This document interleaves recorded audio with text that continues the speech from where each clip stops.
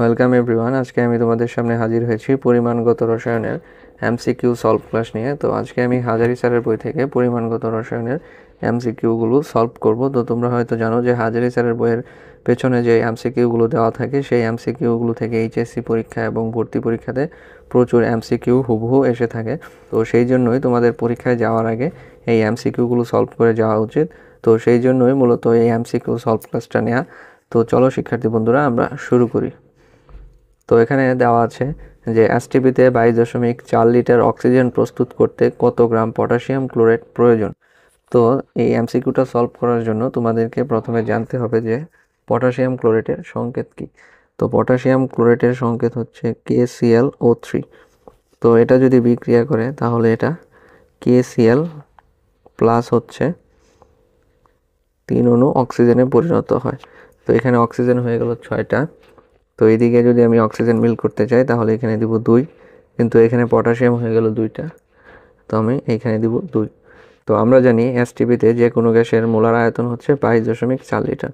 তো এখানে আছে 3 মোল অক্সিজেন, তাহলে এখানে আমরা লিখতে পারি 3 × 22.4 সমান হচ্ছে 67.2 লিটার। এখানে পটাশিয়াম ক্লোরাইডের আণবিক ভর হচ্ছে 122.5। যেহেতু এখানে 2 অণু আছে তার মানে আমরা এখানে 2 দিয়ে গুণ করব। তো এখন আমাদের প্রশ্নে বলছে যে 22.4 লিটার অক্সিজেন প্রস্তুত করতে কত গ্রাম পটাশিয়াম ক্লোরাইড প্রয়োজন। তো আমরা এখন এখান থেকে লিখতে পারি যে 66.2 লিটার অক্সিজেন প্রস্তুত করতে পটাশিয়াম ক্লোরাইড প্রয়োজন। তো প্রয়োজনটা লিখলাম না, এটা তো তোমরা বুঝতেই পারছো। পটাশিয়াম ক্লোরাইড প্রয়োজন এখানে হবে 245 গ্রাম।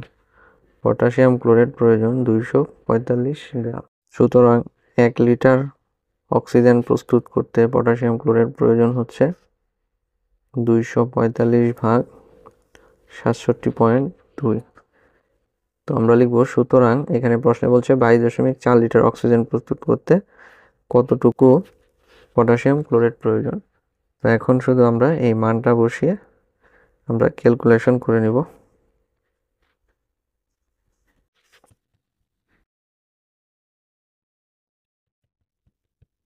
তো তোমরা এখানে দেখতে পাচ্ছ যে মান আসলো 81.66। তো এখানে মান আছে 81.73। তো এটাই যেহেতু কাছাকাছি মান, তার মানে এটাই হবে এর উত্তর। তারপর আছে এসটিপিতে 65 গ্রাম O3 গ্যাসের আয়তন কত। তো আমরা জানি O3 এর আণবিক ভর হচ্ছে 48, কারণ একটা অক্সিজেনের আণবিক ভর 16, তার মানে 3টা অক্সিজেনের আণবিক ভর হবে 48। আর এসটিপিতে যে কোনো গ্যাসের মোলার আয়তন হচ্ছে 22.4 লিটার। তাহলে আমরা লিখতে পারি যে 48 গ্রাম O3 গ্যাসের আয়তন হচ্ছে 22.4 লিটার। তাহলে আমরা এখান থেকে লিখব 48 গ্রাম O3 গ্যাসের আয়তন 22.4 লিটার। সুতরাং 1 গ্রাম O3 গ্যাসের আয়তন হবে 22.4 ভাগ 48। সুতরাং আমাদের প্রশ্নে বলেছিল যে 65 গ্রাম O3 গ্যাসের আয়তন। তো এখন আমরা লিখব 65 গ্রাম O3 গ্যাসের আয়তন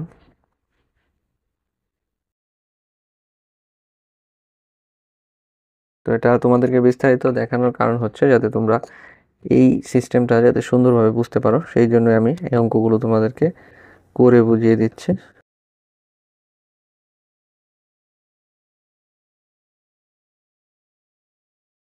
তো এখানে মান আসলো 30.33।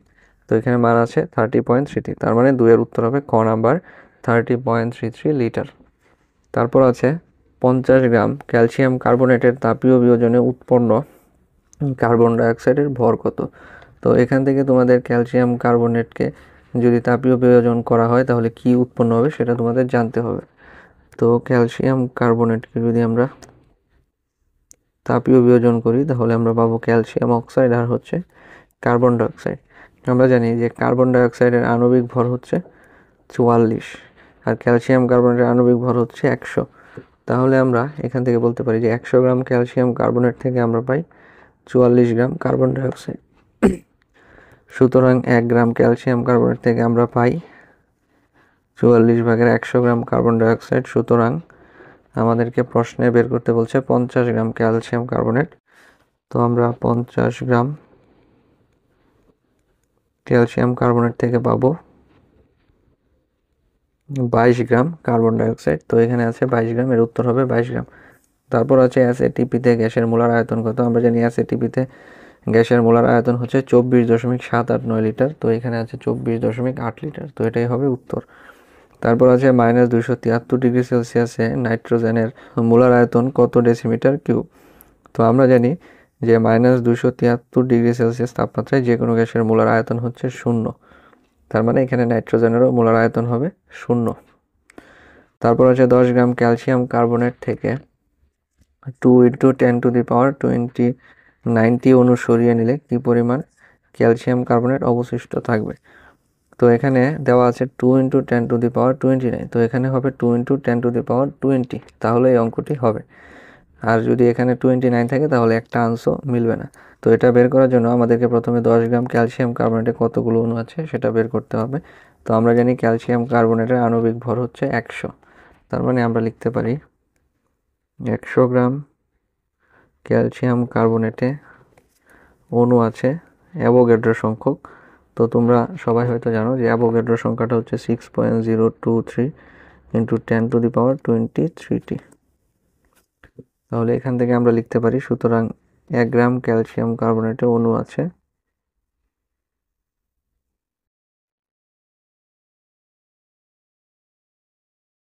তো প্রশ্নে যেহেতু বলা আছে 10 গ্রাম ক্যালসিয়াম কার্বনেটে অণুর সংখ্যা, তো আমরা লিখব 10 গ্রাম ক্যালসিয়াম কার্বনেটে অণু আছে 6.023 × 10⁻23।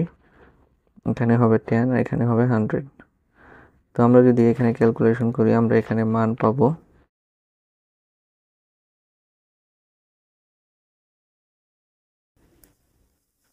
তো এখন এটা আমরা পেলাম 10 গ্রাম ক্যালসিয়াম কার্বনেটের অণু সংখ্যা। আমাদেরকে বলেছিল 10 গ্রাম কার্বনেটে যে অণু আছে সেখান থেকে আমরা 2 × 10⁻20 অণু বাদ দিব। তাহলে আমরা এই অণুর সংখ্যা থেকে 2 × 10⁻20 বাদ দিব। তাহলে আমরা পাবো এখানে, আমি শর্টে করে নিচ্ছি তাড়াতাড়ি করে,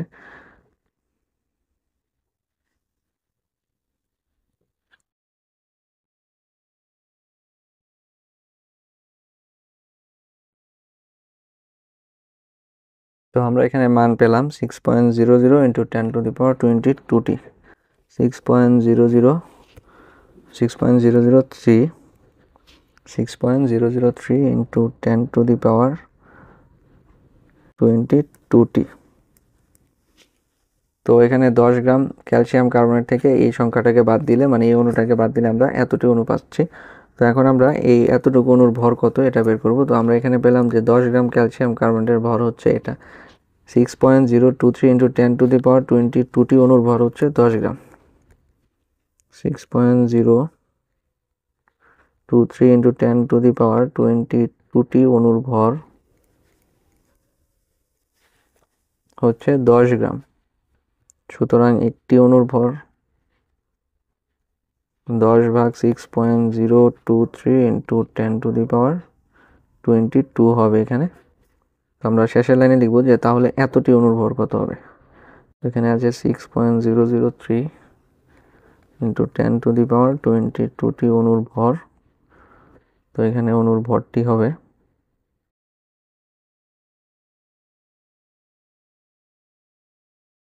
এখন শুধু আমরা ক্যালকুলেশন করে মানটা বের করব। অঙ্কগুলো খুবই সোজা, শুধু একটু বুঝতে হবে প্রথমে। এখন আমরা দেখি যে আমাদের মানটা কত আসে।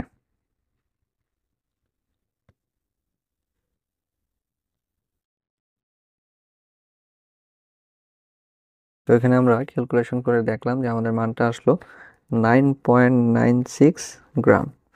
তো এখন আমরা দেখব উত্তরে এটা আছে কিনা। তো আমরা উত্তরে দেখতে পাচ্ছি যে এখানে আছে 9.966। দেখতে পাচ্ছ আমারও এসেছিল 9.966।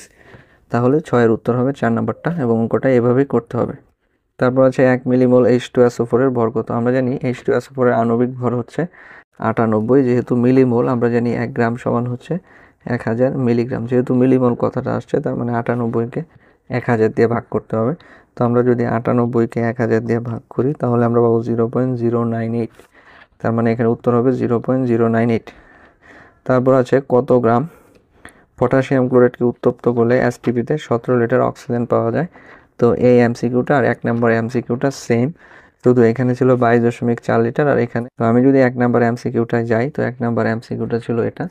তো এখানে আমি লাস্টে লিখেছিলাম 22.4 লিটার, যেহেতু প্রশ্নে বলেছিল 22.4। তো নিয়মটা একদম সেম এভাবেই হবে, শুধু এই জায়গাতে তোমরা বসাবে 17 লিটার আর এখানে তোমরা বসাবে 17 লিটার। এখন তোমরা ক্যালকুলেশন করে দেখো যে মান কত আসে।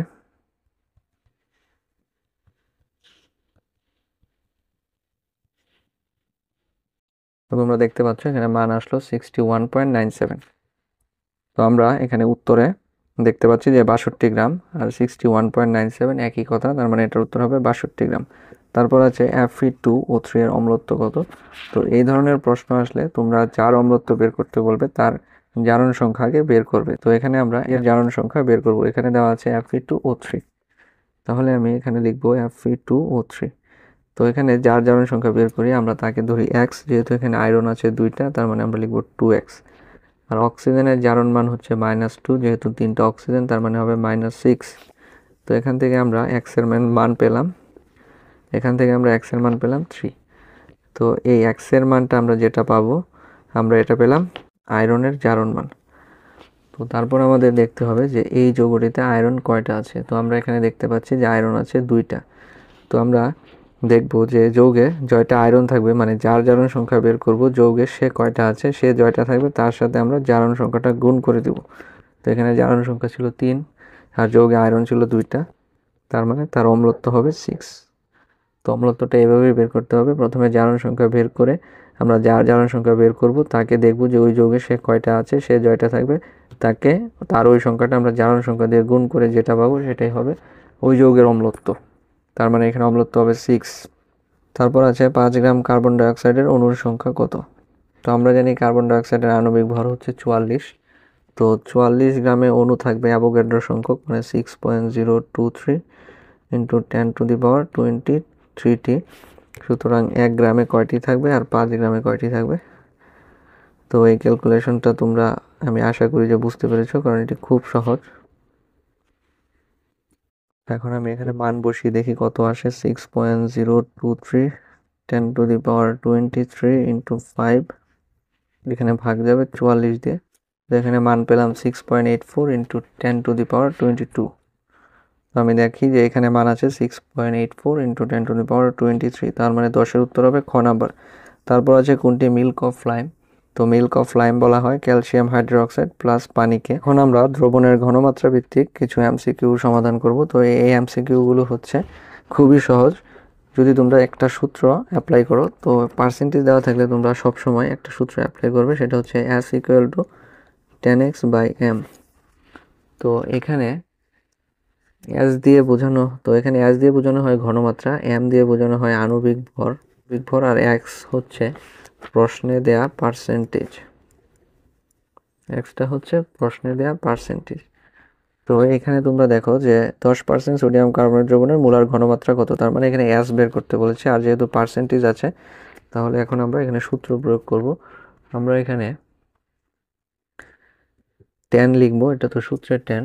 তারপরে এখানে x এর জায়গায় প্রশ্নের পার্সেন্টেজ দেওয়া আছে 10 আর সোডিয়াম কার্বনেটের আণবিক ভর হচ্ছে 106। এখন তোমরা ক্যালকুলেশন করে দেখো যে তোমাদের মান কত আসে।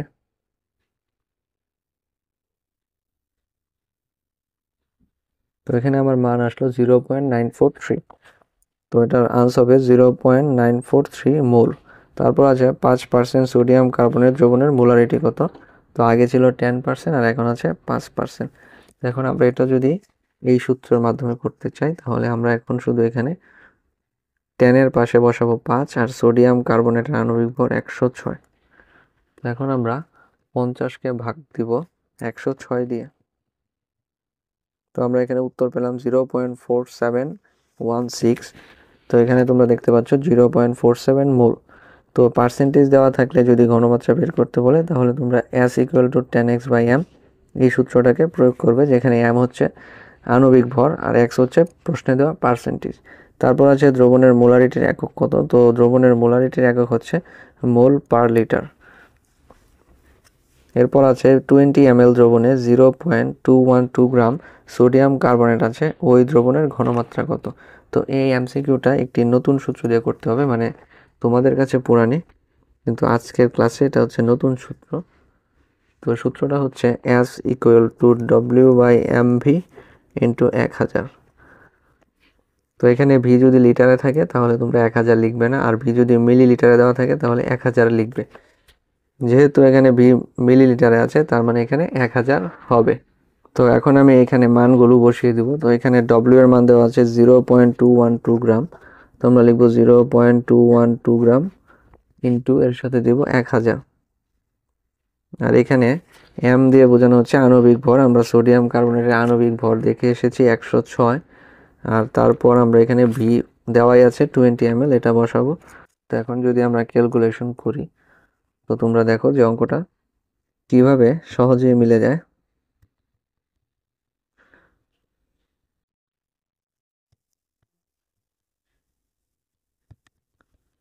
তো এখানে মান আসলো 0.1। তো এখানে উত্তর হবে ওই দ্রবণের ঘনমাত্রা হবে 0.1 মোল।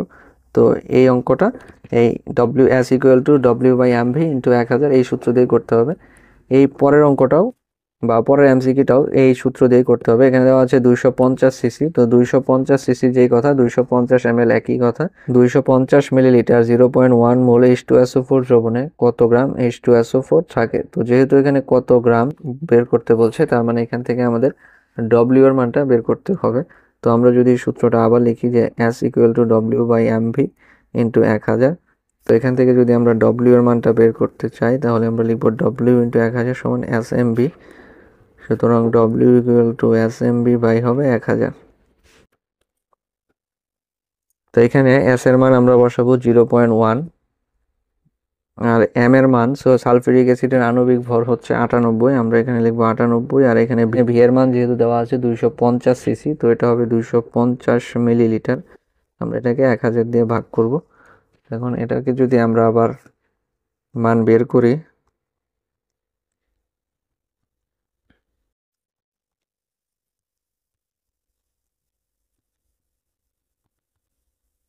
তো এখানে মান আসলো 2.45 গ্রাম। তো এখানে উত্তরটা হবে 2.45 গ্রাম। তো এটা সেই আগের সূত্রটাই অ্যাপ্লাই হচ্ছে। তারপর আছে 100 ml 0.1 মোল সোডিয়াম কার্বনেট দ্রবণের জন্য কত গ্রাম Na2CO3 প্রয়োজন? তো এই এমসিকিউটাও এই W = SMV/1000 এই সূত্র প্রয়োগ করতে হবে। তো আমরা এই সূত্রটা এখানেও প্রয়োগ করব। তো এখানে দেওয়া আছে 0.1 মোল এবং 100 ml। তো আমরা মানগুলো বসাই। S এর মান 0.1, যেহেতু সোডিয়াম বাইকার্বনেট তার মানে এর আণবিক ভর 106, আর এখানে ভি এর মান হবে 100 ml। এটাকে আমরা ভাগ দিব 1000 দিয়ে। তো এখানে 1000 দিয়ে ভাগ দিলে এর মান আসছে 0.1 ইন্টু 106 ইন্টু 100। এটাকে 1000 দিয়ে ভাগ দিলে আমরা মান পেলাম 1.06 গ্রাম। তো এখানে তোমরা দেখতে পাচ্ছ যে আছে 1.06 গ্রাম। তারপর আছে 5% সোডিয়াম হাইড্রোক্সাইডের 1000 মিলিলিটার দ্রবণে কত গ্রাম সোডিয়াম হাইড্রোক্সাইড থাকে? তো এখানে যেহেতু পার্সেন্টেজ দেওয়া আছে আমরা পার্সেন্টেজ থেকে খুব সহজেই এর ঘনমাত্রাটা বের করতে পারবো। ঘনমাত্রাটা বের করে তারপর আমরা এই সূত্রটা প্রয়োগ করব। তো আমরা জানি পার্সেন্টেজ দেওয়া থাকলে ঘনমাত্রা বের করার সূত্র হচ্ছে S = 10x/m। তো এখানে পার্সেন্টেজ হিসেবে দেওয়া আছে 5% আর সোডিয়াম হাইড্রোক্সাইড। তো আমরা x এর জায়গায় লিখবো 5 আর m এর জায়গায় লিখবো 40, কারণ সোডিয়াম হাইড্রোক্সাইডের আণবিক ভর হচ্ছে 40। সোডিয়ামের 23, অক্সিজেনের 16, 39 আর হাইড্রোজেনের 1। তো এখান থেকে আমরা 50কে 40 দিয়ে ভাগ করলে আমরা পাবো 1.25। তো এখানে ঘনমাত্রাটা হবে 1.25। তো এখন আমরা এই সূত্রটা আবার প্রয়োগ করব যে S = W/mv × 1000। তাহলে এখান থেকে আমরা W সমান লিখতে পারি SMV/1000। তো এখানে S এর মানটা হবে এই যে এই মানটা 1.25, আর এখানে M এর মান হবে 40, যেহেতু সোডিয়াম হাইড্রোক্সাইডের আণবিক ভর 40, আর এখানে ভি এর মানটা দেওয়া আছে 1000 ml। তো আমরা এখানে লিখলাম 1000 ml আর নিচে ভাগ যাবে 1000 দিয়ে। তো 1000 যদি কাটাকাটি যায় 40 × 1.25কে গুণ করলে আমরা মান পাবো 50 গ্রাম। তার মানে এখানে উত্তর হবে 50 গ্রাম। তারপর আছে 1.89 গ্রাম নাইট্রিক অ্যাসিডের 200 ml দ্রবণ আছে, দ্রবণের মোলারিটি কত? তো এটা মোলারিটি বের করার জন্য আমরা এই সূত্রটা প্রয়োগ করব, S equal two W/mv into 1000 into 1000। তো এখানে W এর মান দেওয়া আছে 1.89 ইন্টু 1000। নাইট্রিক অ্যাসিডের আণবিক ভর হচ্ছে 63, আর এখানে বি এর মান দেওয়া আছে 200 ml। তো এখন আমরা এটাকেও ক্যালকুলেশন করি।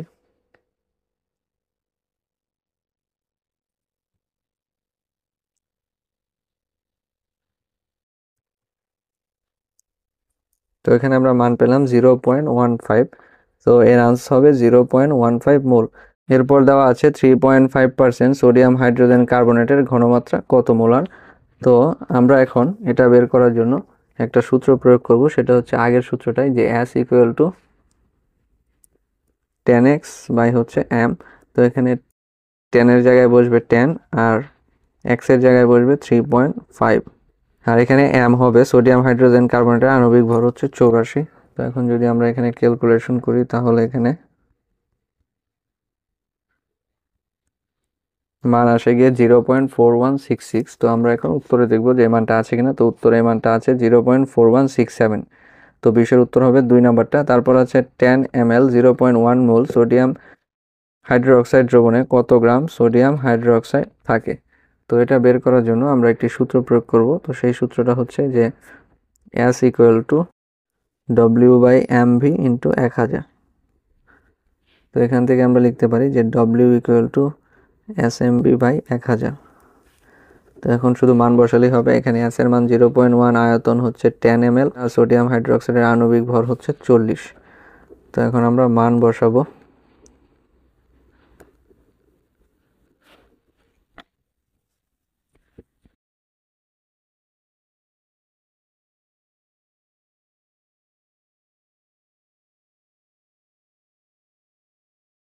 তো এখানে মান আসছে 0.04 গ্রাম। তো এখানে উত্তর হবে 0.04 গ্রাম। 21-এর উত্তর হবে খ নাম্বার। তারপর আছে 500 ml ডেসিমোলার দ্রবণে কত গ্রাম সোডিয়াম কার্বনেট থাকে। তো এটাও খুবই সোজা। এখানেও আমরা এই W equal to SMV by হচ্ছে 1000 এই সূত্রটা প্রয়োগ করব। তো এখানে যেহেতু বলা আছে ডেসিমোলার, তো ডেসিমোলার দিয়ে বোঝায় 0.1 মোল, আর সেমি মোলার দিয়ে বোঝানো হয় 0.5 মোল। তো এখানে মোল সংখ্যাটা আছে ডেসিমোলার, তাই আমরা লিখব 0.1 মোল। আর এখানে m হচ্ছে সোডিয়াম কার্বনেটের আণবিক ভর, সোডিয়াম কার্বনেটের আণবিক ভর 106, আর এখানে আয়তন দেওয়া আছে 500 ml। তো আমরা এখানে লিখব 500, আর এখানে হবে সূত্রের 1000।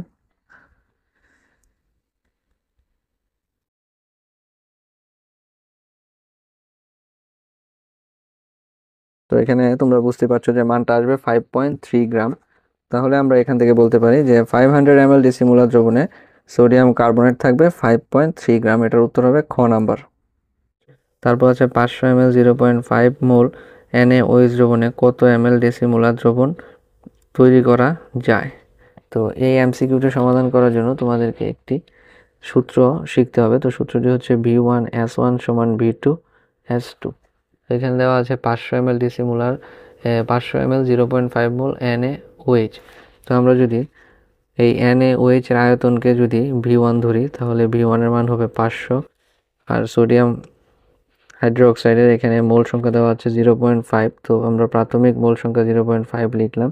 তো আমাদেরকে বের করতে বলছে কত ml, তার মানে আমাদেরকে V2 বের করতে হবে। আর এখানে বলছে ডেসিমোলার দ্রবণ তৈরি করা যায়, আর ডেসিমোলার মানে হচ্ছে 0.1। তার মানে আমরা লিখতে পারি V2 সমান 500 ইন্টু 0.5 বাই 0.1। তো এটাকে যদি আমরা ক্যালকুলেশন করি তাহলে মান আসবে 500 ইন্টু 0.5, 500 ইন্টু 0.5 ভাগ হবে 0.1। তো এখানে হবে 2500 ml, অর্থাৎ এর আনসার হবে 2500 মিলিলিটার। তারপর আছে প্রমাণ দ্রবণ কোনটি। তো এখানে প্রমাণ দ্রবণ হবে 1 মোল সোডিয়াম কার্বনেট। এটা হবে প্রমাণ দ্রবণ, কারণ প্রমাণ দ্রবণ বললে তোমরা সবসময় দেখবে যে এখানে মোলারিটিটা আছে কিনা। তারপর আছে কোনটি প্রাইমারি স্ট্যান্ডার্ড পদার্থ। তো এখানে প্রাইমারি স্ট্যান্ডার্ড পদার্থর ক্ষেত্রে তোমাদেরকে একটি জিনিস মনে রাখতে হবে যে যেসব যৌগের মধ্যে সি আছে তারাই হচ্ছে প্রাইমারি স্ট্যান্ডার্ড পদার্থ, শুধুমাত্র হাইড্রোক্লোরিক অ্যাসিড ছাড়া। তো তোমরা এই জিনিসটি আবারও আমি বলছি, মনে রাখবে যে যে কোনো যৌগের মধ্যে যদি সি থাকে তাহলে সেটাই হচ্ছে প্রাইমারি স্ট্যান্ডার্ড পদার্থ, শুধুমাত্র ব্যতিক্রম হচ্ছে হাইড্রোক্লোরিক অ্যাসিড, কারণ হাইড্রোক্লোরিক অ্যাসিড প্রাইমারি স্ট্যান্ডার্ড পদার্থ না। তো এখানে দেখতে পাচ্ছ যে নিচের কোনটি প্রাইমারি স্ট্যান্ডার্ড পদার্থ। তো আমার কথা মতে এই হাইড্রোক্লোরিক অ্যাসিডের মধ্যেও সি আছে, কিন্তু আমি বলেছি যে হাইড্রোক্লোরিক অ্যাসিড ছাড়া যেসব যৌগের মধ্যে সি আছে তারা সবাই প্রাইমারি স্ট্যান্ডার্ড পদার্থ। তো এখানে প্রাইমারি স্ট্যান্ডার্ড পদার্থ হচ্ছে পটাশিয়াম ডাইক্রোমেট। 25-এর উত্তর হবে গ। তো এই প্রশ্নটা কতটা গুরুত্বপূর্ণ তোমরা দেখতে পাচ্ছ, যেটা অনেকবারই পরীক্ষায় এসেছে। তারপর আছে নিচের কোনটি প্রাইমারি স্ট্যান্ডার্ড পদার্থ। তো তোমরা এখানে কোথাও সি আছে দেখার চেষ্টা করো। তো এখানে সোডিয়াম কার্বনেটের মধ্যেই সি আছে, অর্থাৎ এটি প্রাইমারি স্ট্যান্ডার্ড পদার্থ, আর এখানে একটার মধ্যেও সি নেই। তারপর হচ্ছে নিচের কোনটি সেকেন্ডারি স্ট্যান্ডার্ড পদার্থ। তো এখানে তোমরা এই প্রশ্নটি সমাধান করতে গেলে একটি সমস্যায় পড়বে, কারণ এখানে তোমাদের সংকেত দেওয়া নাই। তো আমি যদি একটু সংকেতগুলো তোমাদেরকে লিখে দেই, নিচের কোনটি সেকেন্ডারি স্ট্যান্ডার্ড পদার্থ, এখান থেকে সোডিয়াম অক্সালেট আছে। তো সোডিয়াম অক্সালেটের সংকেত হচ্ছে Na2C2O4। তারপর আছে পটাশিয়াম ডাইক্রোমেট। তো পটাশিয়াম ডাইক্রোমেটের সংকেত হচ্ছে যে এটা K2Cr2O7। তারপর আছে অক্সালিক অ্যাসিড। তো অক্সালিক অ্যাসিডের আরেকটি নাম হচ্ছে ইথানোয়িক অ্যাসিড বা অ্যাসিটিক অ্যাসিড। তো এটির সংকেত হচ্ছে CH3COOH। আর আরেকটা ছিল পটাশিয়াম ডাইক্রোমেট K2Cr2O7। আর সবার শেষে আছে কোস্টিক সোডা বা সোডিয়াম হাইড্রোক্সাইড মানে NaOH। তো এখানে দেখো যে কোনটির মধ্যে তোমার নিচের কোনটি সেকেন্ডারি স্ট্যান্ডার্ড পদার্থ, কোনটির মধ্যে সি নেই। তো আমরা দেখতে পাচ্ছি এটার মধ্যে সি আছে, তার মানে এটা প্রাইমারি স্ট্যান্ডার্ড পদার্থ, এটাও প্রাইমারি স্ট্যান্ডার্ড পদার্থ, এটাও প্রাইমারি স্ট্যান্ডার্ড পদার্থ। তো এটাই হচ্ছে একমাত্র সেকেন্ডারি স্ট্যান্ডার্ড পদার্থ। তাহলে এর আনসার হবে কোস্টিক সোডা। নিচের কোনটি সেকেন্ডারি স্ট্যান্ডার্ড পদার্থ, এখানে আনসার হবে কোস্টিক সোডা। তারপর আছে নিচের কোনটি সেকেন্ডারি স্ট্যান্ডার্ড পদার্থ। তো একটা তো এখানেও তোমরা সেমভাবে যাবে যে যেখানে সি আছে সেটা বাদ। তো এখানে হবে নাইট্রিক অ্যাসিড। তারপর আছে নিচের কোনটি সেকেন্ডারি স্ট্যান্ডার্ড পদার্থ, এখানে হবে পটাশিয়াম পারম্যাঙ্গানেট সেকেন্ডারি স্ট্যান্ডার্ড পদার্থ, কারণ এখানে কোনো সি নেই। তারপর আছে 250 ml দ্রবণে 12.75 গ্রাম পটাশিয়াম ডাইক্রোমেট থাকলে দ্রবণটির মোলারিটি কত। তো এই অঙ্কটা আমরা সেই আগের সূত্র দিয়ে করব, যে S = W/mv × 1000। তো এখানে আমাদের বের করতে বলছে যে দ্রবণটির মোলারিটি কত। তো আমরা যদি মোলারিটি বের করতে চাই, এখানে W এর মান দেওয়া আছে 12.75। তো আমরা লিখব 12.75 × 1000 ভাগ দিব m দিয়ে, অর্থাৎ পটাশিয়াম ডাইক্রোমেটের আণবিক ভর দিয়ে। তো পটাশিয়াম ডাইক্রোমেটের আণবিক ভর হচ্ছে 298, আর এখানে দেওয়া আছে 250 ml, মানে ভি এর মান হবে 250। তো এখন আমরা ক্যালকুলেশন করি। ক্যালকুলেশন করলে এখানে আমরা দেখতে পাচ্ছি যে আমাদের মানটা আসবে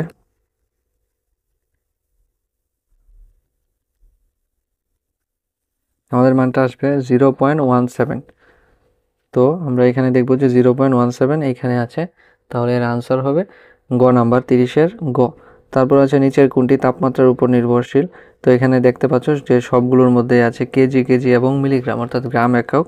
তো আমরা জানি যে পানিকে যদি আমরা তাপ দিই, পানিটি ফুটতে শুরু করে, তাহলে আমরা এ থেকে সহজেই বুঝতে পারি যে এখানে তাপমাত্রার উপর নির্ভরশীল হচ্ছে একমাত্র লিটার এককে যেটা আছে সেটা, তার মানে আমরা বলতে পারি মিলিমোল পার লিটার।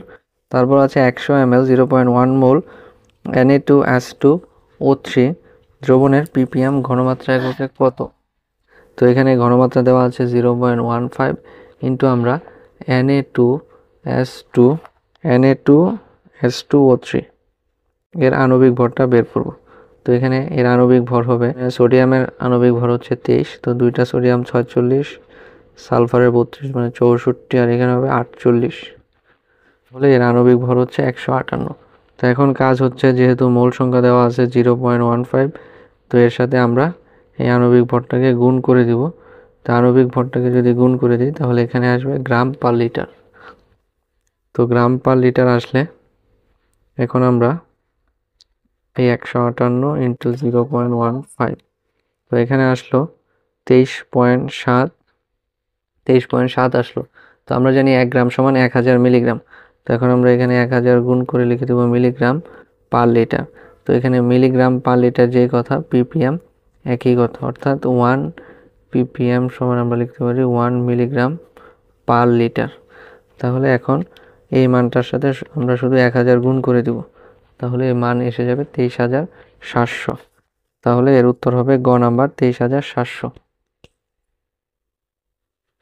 তো আমি 32 নাম্বার অঙ্কটা তোমাদেরকে একটু বড় করে দেখালাম। তো এখন আর তোমাদের বড় করে দেখানোর প্রয়োজন নেই, কারণ তোমরা বুঝে গেছো। কারণ এখানে দেওয়া আছে 0.25 মোল H2SO4 এর ঘনমাত্রা ppm এককে বের করো। 0.25 মোল দেওয়া আছে, আর H2SO4 এর আণবিক ভর হচ্ছে 98।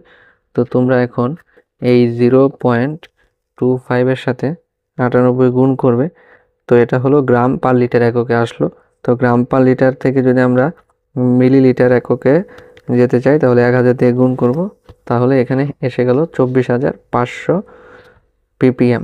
কারণ 1 মিলিগ্রাম পার লিটার যে কথা, 1 ppm একই কথা। তারপরের অঙ্কটা 0.1 মোল Na2CO3 দ্রবণের ঘনমাত্রা, মানে সোডিয়াম কার্বনেটের ঘনমাত্রা ppm এককে কত। তো এখানে তোমরা কোনো কাজ করবে না, ক্যালকুলেটর নিয়ে প্রথমে বসাবে 0.1, তারপর লিখবে সোডিয়াম কার্বনেটের আণবিক ভর হচ্ছে 106, তার সাথে 1000 গুণ করে দিবে। দেখো তোমাদের উত্তর চলে আসলো, উত্তর হচ্ছে 10600 ppm। তারপর এখানে দেখতে পাচ্ছ যে 1 ppm সমান কত। তো আমি একটু আগে যেটা বললাম যে 1 ppm সমান হচ্ছে 1 মিলিগ্রাম পার লিটার। তো এটা হচ্ছে 1 মিলিগ্রাম পার লিটার। তারপর আছে 0.1 মোল 250 ml HCl দ্রবণের ppm এককে কত। তো এখানে 0.01 মোল দেওয়া আছে। তো তোমরা ক্যালকুলেটরে বসাবা 0.01 ইন্টু HCl এর আণবিক ভর হচ্ছে 6.5। তো এখানে আয়তনের কোনো প্রয়োজন নেই, তাহলে 36.5 এর সাথে গুণ দিবে 1000, তাহলে এর মান আসবে 365 ppm। এই যে 365 ppm। তারপর আছে 3 ইন্টু tan ইনভার্স 4 মোল কপার 2+ দ্রবণ সমান কত ppm।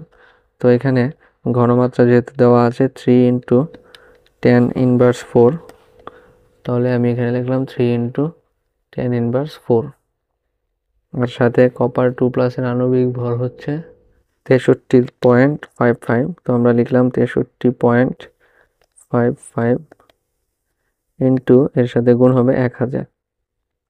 তো এখানে মান আসলো 19.06। তো এখানে দেওয়া আছে 19.05, তো এটাই হবে উত্তর। তারপর আছে কোনো পানির নমুনায় দ্রবীভূত O2 এর ঘনমাত্রা 2 ইন্টু tan ইনভার্স 4 মোল হলে ppm এককে এর মান কত হবে। তো তোমাদের প্রথম কাজই হবে ক্যালকুলেটরে এই ppmটা তুলে ফেলা। 2 ইন্টু tan ইনভার্স 4 লিখবে। তারপর এখানে যেহেতু বলছে O2, তো আমরা জানি একটি অক্সিজেন অণুর ভর হচ্ছে 16 আর দুইটি অক্সিজেন অণুর ভর হবে 32। তাহলে এখন তোমরা এই মোল সংখ্যার সাথে 32 গুণ করবে আর 1000 দিয়ে গুণ করে দিবে মিলিগ্রাম পার লিটার আনার জন্য। তো এখানে আসলো কত 6.4, তাহলে এটার উত্তর হবে 38/4। তারপর আছে 24.5 গ্রাম সালফিউরিক অ্যাসিডের 250 ml দ্রবণে আরও 250 ml পানি মিশালে মোলার ঘনমাত্রা কত হবে। তো এই অঙ্কটা তোমরা এই সূত্রটা দিয়ে করতে পারো যে S = W/mv × 1000। তো যেহেতু এখানে ঘনমাত্রা বের করতে বলছে, তার মানে S এর মান, আর এখানে তোমরা W এর মান দেখতে পাচ্ছ যে 24.5 দেওয়া আছে, এর সাথে গুণ হবে 1000, আর এখানে M এর মান হচ্ছে H2SO4 মানে সালফিউরিক অ্যাসিডের আণবিক ভর হবে 98, আর এখানে 250 ml দ্রবণে আরও 250 ml দ্রবণ যোগ করা হয়েছে, তার মানে এখানে আয়তন হবে 500। এখন আমরা এখানে ক্যালকুলেশন করলে পাবো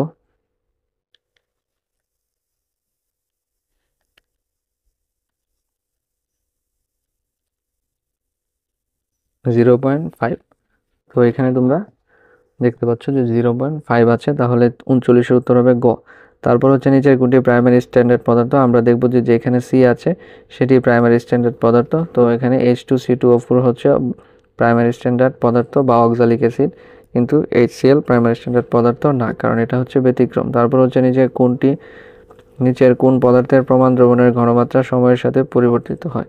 তো তোমরা সবসময় মনে রাখবে যে যেসব দ্রবণ প্রাইমারি স্ট্যান্ডার্ড পদার্থ তাদের ঘনমাত্রা সময়ের সাথে পরিবর্তন হয় না, অর্থাৎ যারাই সেকেন্ডারি পদার্থ বা সেকেন্ডারি স্ট্যান্ডার্ড পদার্থ তাদের ঘনমাত্রা সময়ের সাথে পরিবর্তিত হয়। তো এখানে আমরা দেখতে পাচ্ছি যে সেকেন্ডারি স্ট্যান্ডার্ড পদার্থ হচ্ছে পটাশিয়াম পারম্যাঙ্গানেট, তার মানে এখানে উত্তর হবে খ নাম্বার। তারপর আছে 3 ml 0.1 মোল কোস্টিক সোডা। কোস্টিক সোডা মানে হচ্ছে NaOH, সোডিয়াম হাইড্রোক্সাইড দ্রবণে 1 ml 0.3 মোল কোস্টিক সোডা দ্রবণ যোগ করা হলো। মিশ্রিত দ্রবণের ঘনমাত্রা ppm এককে কত? এই অঙ্কটা করার জন্য তোমাদেরকে প্রথমে একটি সূত্র অ্যাপ্লাই করতে হবে। সূত্রটা হচ্ছে V1S1 প্লাস হবে V2S2 ইকুয়াল টু, তোমরা এখানে লিখবে VS। তো এখানে V1 এর মানটা হবে 3 ml, মানে প্রাথমিক আয়তন হচ্ছে 3, এখানে প্রাথমিক ঘনমাত্রা হচ্ছে 0.1।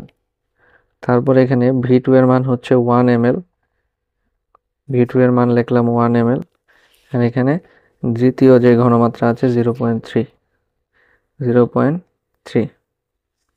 তো এখানে আমাদের মান আসলো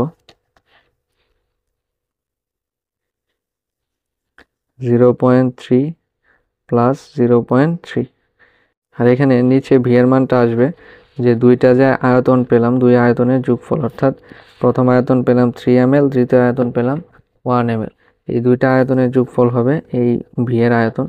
তার মানে আমরা এখানে 0.6কে 4 দিয়ে ভাগ করব, তাহলে আমরা পাবো মোলারিটি। 0.6কে আমরা 4 দিয়ে ভাগ করব, তাহলে আমরা পেলাম 0.15 মোল। তো আমরা মোল থেকে ppm বের করার নিয়মটি দেখেছি যে 0.15 মোলের সাথে, যেহেতু এখানে বলা আছে কোস্টিক সোডা মানে হচ্ছে NaOH, আর NaOH এর আণবিক ভর হচ্ছে 40।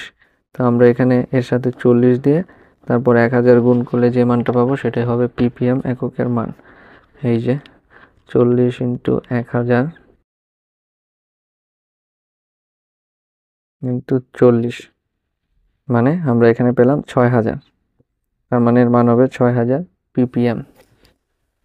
তারপর আছে 2 লিটার দ্রবণে 80 গ্রাম সোডিয়াম হাইড্রোক্সাইড দ্রবীভূত আছে, ওই দ্রবণের ঘনমাত্রা কত? তো আমি তোমাদেরকে বলেছিলাম যে S ইকুয়াল টু W/mb।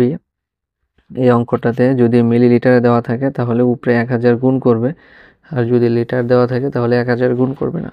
তো এখানে আমরা 1000 গুণ করব না, কারণ এখানে মানটা লিটারে দেওয়া আছে। তো উপরে W এর মান বসালাম 80, আর এখানে সোডিয়াম হাইড্রোক্সাইডের আণবিক ভর 40, আর এখানে ভি আয়তন হচ্ছে 2 লিটার। তো এখানে 40 দিয়ে এটাকে কাটলে 2, 2 দিয়ে এটাকে কাটলে 1, তার মানে এর আয়তন হবে 1 মোল। তারপর আছে 5% KOH দ্রবণের মোলার ঘনমাত্রা কত? তো এর জন্য আমাদের সূত্রটা হচ্ছে S ইকুয়াল টু 10x/m। তো 10 তো থাকবেই, আর x হবে যে পার্সেন্টেজ দেওয়া, এখানে পার্সেন্টেজ দেওয়া 5%, তার মানে x এর জায়গায় হবে 5। আর KOH এর আণবিক ভর হচ্ছে পটাশিয়ামের আণবিক ভর 39, অক্সিজেনের 16, তো 57, আর হাইড্রোজেনের 58। তার মানে আমরা এই 50কে এখন আমরা 58 দিয়ে ভাগ করব, তাহলে আমাদের মান আসবে 0.86। এই যে এখানে মান দেওয়া আছে 0.89, তো এটা কাছাকাছি মান, এটাই হবে উত্তর। তারপর আছে 5 গ্রাম সোডিয়াম হাইড্রোক্সাইড দ্রবণের মোলার ঘনমাত্রা কত? তার মানে আমরা 10x এর সূত্রটা অ্যাপ্লাই করব, 10 আর x এর জায়গায় বসাবো 5%। তো 5% বসানোর পর আমরা সোডিয়াম হাইড্রোক্সাইডের আণবিক ভর জানি 40, ভাগ করলে পাবো 1.25 মোল। এই যে 1.25 মোল, তো এটার উত্তর হবে ক নাম্বার। তারপর আছে এখানে অম্ল ক্ষার প্রশমন ও রিডক্স বিক্রিয়া ভিত্তিক কিছু এমসিকিউ। তো এখানে আছে ইথানোয়িক অ্যাসিড ও সোডিয়াম হাইড্রোক্সাইড দ্রবণের টাইট্রেশনে উপযুক্ত নির্দেশক কোনটি? তো এই এমসিকিউটা করার আগে আমাদেরকে একটি চার্ট দেখতে হবে, ছোটোখাটো, বেশি না। তীব্র অ্যাসিডের সাথে যদি তীব্র অ্যাসিডের সাথে যদি তীব্র ক্ষার বিক্রিয়া করে তাহলে যে কোনো নির্দেশক আমরা ব্যবহার করতে পারবো। আর এখানে তীব্র অ্যাসিডের সাথে যদি দুর্বল ক্ষার ব্যবহার করি তাহলে আমরা মিথাইল রেড বা মিথাইল অরেঞ্জ ব্যবহার করব। তাহলে আমরা মিথাইল রেড বা মিথাইল অরেঞ্জ ব্যবহার করব। তীব্র ক্ষার প্লাস দুর্বল অ্যাসিড থাকে তাহলে আমরা ব্যবহার করব ফেনলফথ্যালিন।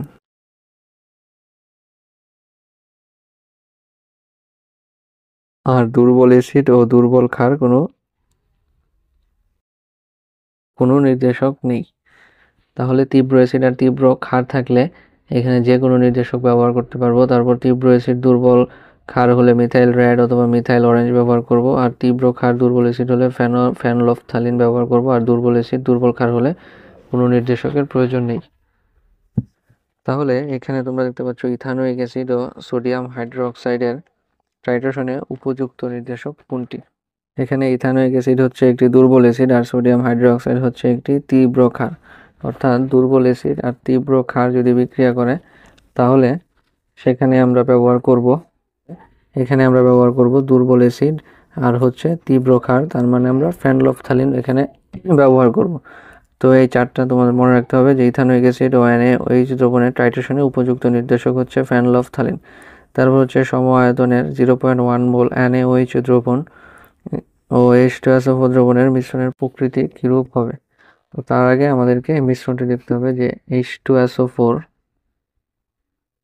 আর হচ্ছে সোডিয়াম হাইড্রোক্সাইড, এই দুইটা একসাথে বিক্রিয়া করলে এখানে সোডিয়াম হাইড্রোক্সাইডের 2 মোল ব্যবহার হবে আর সালফিউরিক অ্যাসিডের 1 মোল ব্যবহার হবে। তো এখানে সালফিউরিক অ্যাসিডের 1 মোল আর সোডিয়াম হাইড্রোক্সাইডের ব্যবহার হবে 2 মোল। তাহলে আমরা যদি এখানে 1 মোল সোডিয়াম হাইড্রোক্সাইড ব্যবহার করি তাহলে আমরা এখানে সালফিউরিক অ্যাসিড ব্যবহার করব 0.5 মোল। এখানে সোডিয়াম হাইড্রোক্সাইডের 2 মোল সালফিউরিক অ্যাসিডের 1 মোলের সাথে বিক্রিয়া করে আর সোডিয়াম হাইড্রোক্সাইডের 1 মোল সালফিউরিক অ্যাসিডের 0.5 মোলের সাথে বিক্রিয়া করে।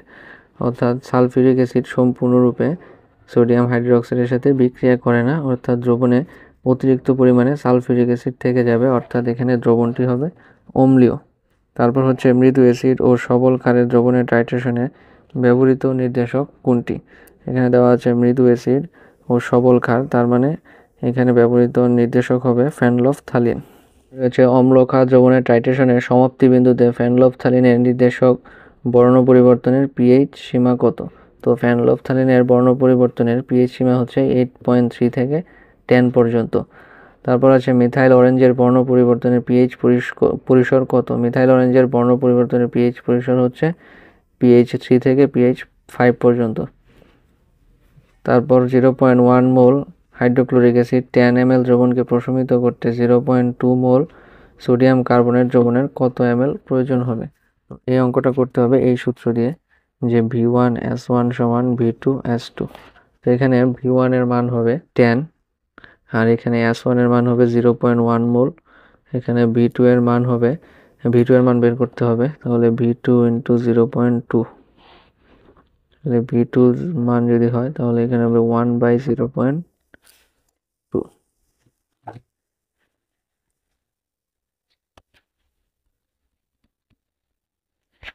তো এখানে মান হবে 5, এই আমরা ক্যালকুলেটরের মানটা পেলাম 5।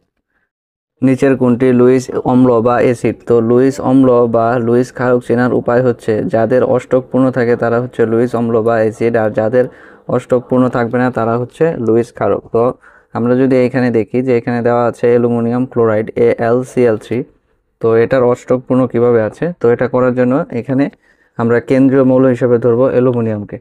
তো আমরা জানি অ্যালুমিনিয়ামের পারমাণবিক সংখ্যা হচ্ছে 13, অর্থাৎ অ্যালুমিনিয়ামের প্রথম কক্ষপথে থাকে 2টি ইলেকট্রন এবং এই যে প্রথম কক্ষপথে 2টি এবং পরের কক্ষপথে অ্যালুমিনিয়ামের ইলেকট্রন থাকে 8টি এবং অ্যালুমিনিয়ামের শেষ কক্ষপথে ইলেকট্রন থাকে 3টি।